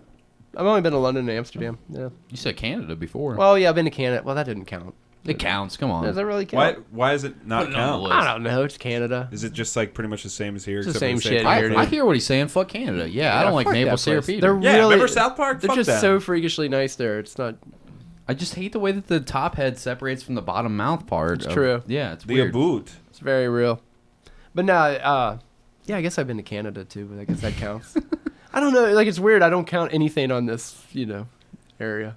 When I went to Jamaica, it was kind of like culture shock for me. It's really weird. Everything's shantied, which It's was what's that? shantied, Shanty. which means like people are living in Like a shanty town, like a, like Oh, okay, right on. yeah, like The cardboard hobo village. houses, and Yeah. like they're the size of closets or whatever. But I stayed on a resort, but they had like militant police riding around with AK-47s in the back of the truck bed, and you're on the opposite side of the road, and they drive like madmen over there, and they have roundabouts that are backwards, and You're like, yay! have fun." all the street lights are torn out too. Like it's just it's fucking Aren't there weird. tourist being- traps That'd be set weird. up left and right, like where they're trying to fuck you over on like as they a try to tourist? sell you weed and cocaine like no Yeah. other. Like I remember I was going like to, it's legal, but it totally Oh, isn't. it's, like, they'll put you super in jail illegal over there. forever. Yeah, they they- have to give you talks, don't they? Like they'll be like, do not fucking buy weed from like the local people. No, they never told us that, but it was a company trip I was on. But it was whatever that when we were working at, I can't say it.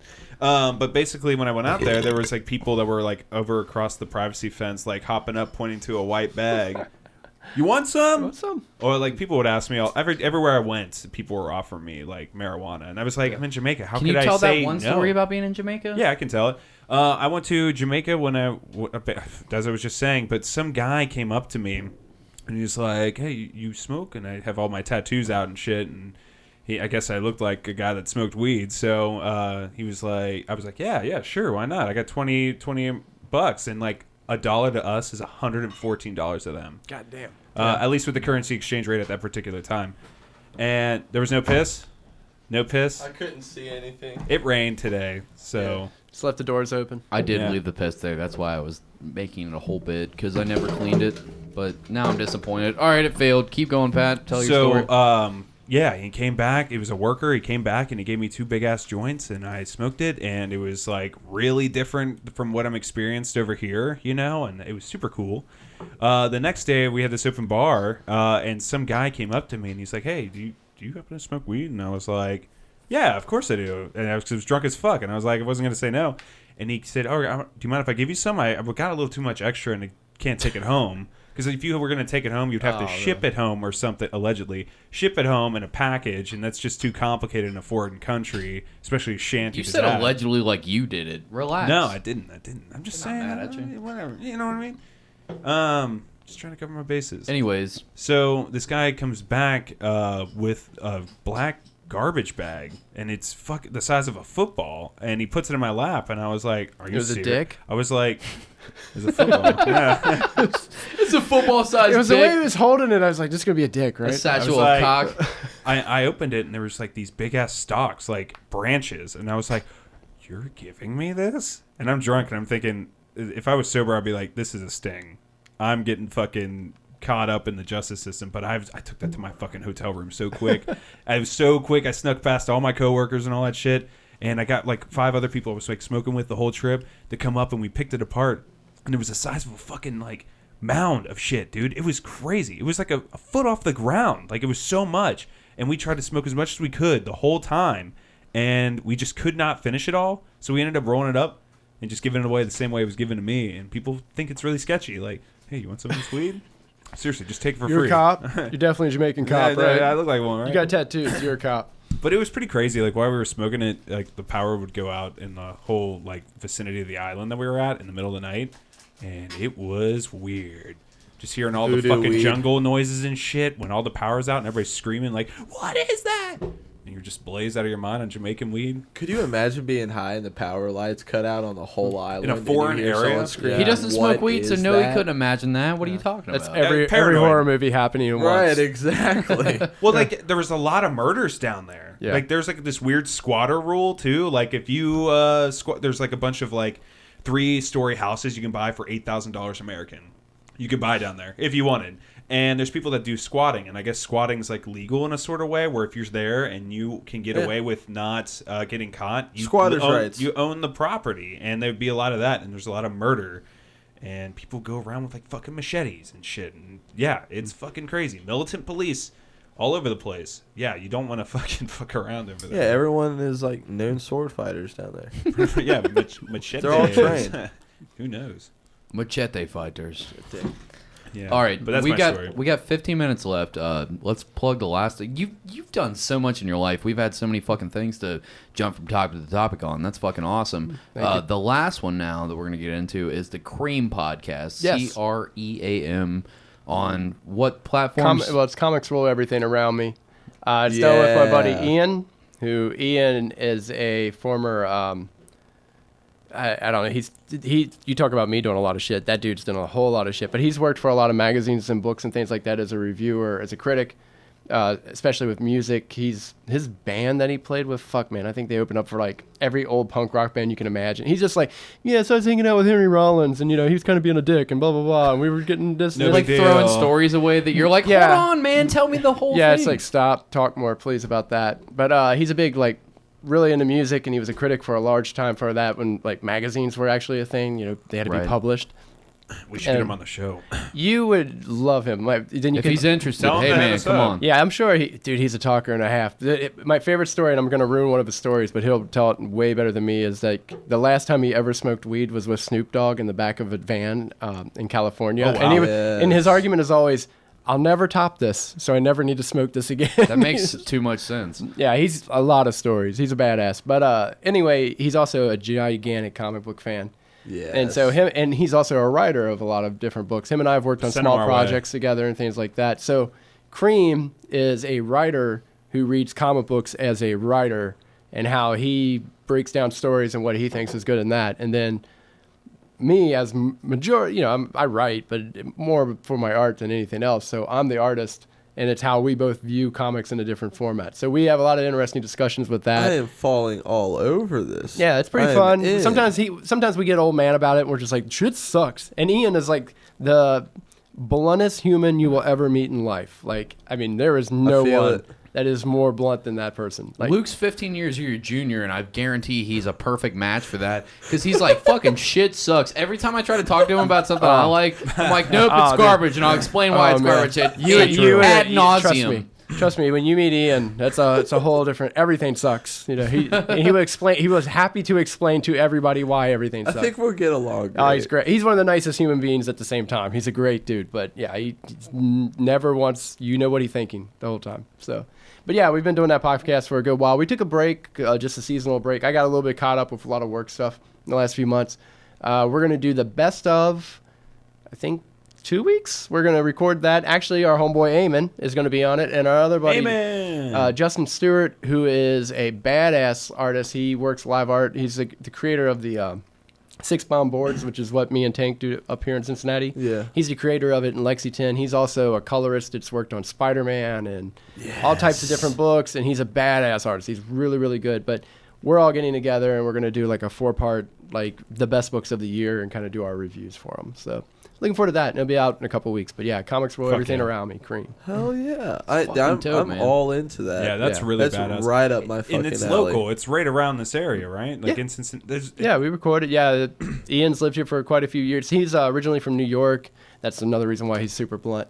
And then he moved to Boston, and then he's moved down here. And he's like an old hardcore kid, just punk rock guy. Yeah. So. It blows my mind more and more every time I hear about local podcasts. Like, you never hear about them anymore. Yeah. I don't know of many other podcasts locally around here. Well, I think it's like the weird thing too is with podcasts anymore. Ian said this best. It's like having a piece of straw and throwing it in a whirlwind and hoping people hear it because there's just so pretty fucking much. many. You know, Yeah. it's like you just put it out in the unit. It's like anything else, like art now. It used to be you drew something, you know, you get in a small gallery show and then you had this appreciation. Now with Instagram and Facebook and all this other shit, it's like you're just throwing it out there and there's a billion of you now. You know, it's like tattooers. I find a tattooer at least once every 2 days. I've never heard of there's that. so many now. Lives in Russia who's doing killer work. You can't scroll twice on the suggested feed without finding a new guy that you've never like. Yeah. Who the fuck is this? And it's Or the a same with- compilation picture of like 10 different artists. They're all from, killers. like, And it's the same with Ukraine. comics. Comics, the craziest thing is you got the big 2 company. You go to a comic shop, you got the 2 big companies. You got like Image and Dark Horse and that. But like my Instagram feed is just straight up killers that are doing like badass books that will never see the light of day in the shop. Yeah. And they're just like pumping out stuff all the time. There's this dude like I was talking about earlier that was talking to me about my wrestling that's in Canada. He does these weird as shit like underground books with these like big tittied mobster women that are just shooting everything and killing and weird S&M stuff. Shout him out. What book is that? What's the guy? What is it? Fuck, I have to look up his name. Oh wait, I thought he was your buddy. My fault. You don't have to do he's that. just a homeboy like that I know from Instagram and shit. But I'll give him a shout out if I can find him.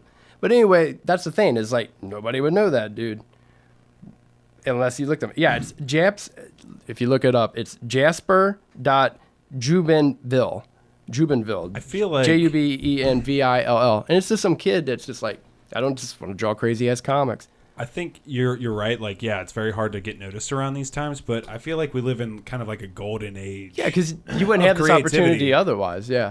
Yeah, not only that, but I feel like most of the people out there that are putting out content of any sort are just genuinely talented nowadays, especially. It's just, I think it's really interesting, and I think that's really cool. Bring him on. Let's fucking talk to him, and let's get his name out. Yeah, so definitely I'll talk to Ian because I think he would love you guys and you'd probably love him too. And that fucker will talk all night long. He's got so many billion crazy stories. You know, I can always tell when it's a good podcast whenever we haven't had to pull up goddamn one video. Like I'll pull up some accompaniment art about what you're talking about, and I can't even pull it up as fast as you're mentioning another good topic.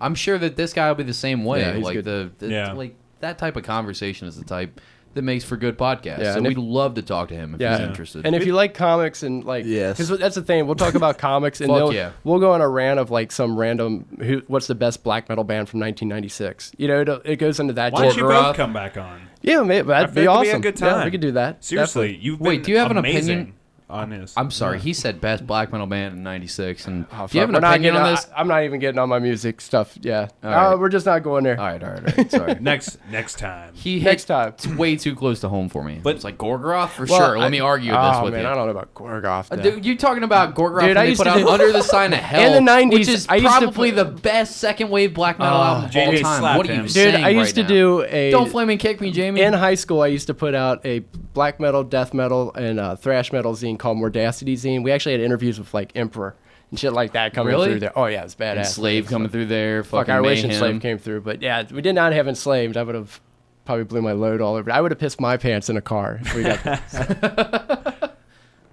But that's funny. But yeah, yeah. But that's how our podcast generally, it's like we're gonna talk about comics and then we're on some other bullshit for an hour. Yeah, we like to think of it as just kind of like a big hangout. You know, we just talk about whatever, wherever it goes. But you've been fucking awesome this whole time, Thanks, guys. man. You You've guys been have been really. Cody put it a good way. Like, yeah, if we're not looking shit up, like, it's a really good episode. We have a lot to talk about. Oh, well, thanks, So guys. Thanks for having me. Come back Dude, if you you were can. I know wonderful. you're busy as fuck. Like I remember the first time I was like, I've been following this dude on Instagram for a while. I want to have him on. Let me hit him up. You were like one of the first people that just like, I'm too busy, man, can't do it. And I was like, okay, that sucks because he seems No, like it he'd be makes such a sense. good guest. Yeah. And then fucking Tank hooks us up, and you said that you had the time recently, and you came on. And I was like, this went as good as I could have imagined it could have gone. Yeah. It's a blast. By watching your feed. We'll get a time and we'll try to pick it up. And I I'll try to know put it you're a in. busy man, but if you can come back, please come back. Yeah, I'd love to Sure, have you. sure. We'll talk black metal then. Fuck yeah, dude. For sure. I'm all about it. The whole episode.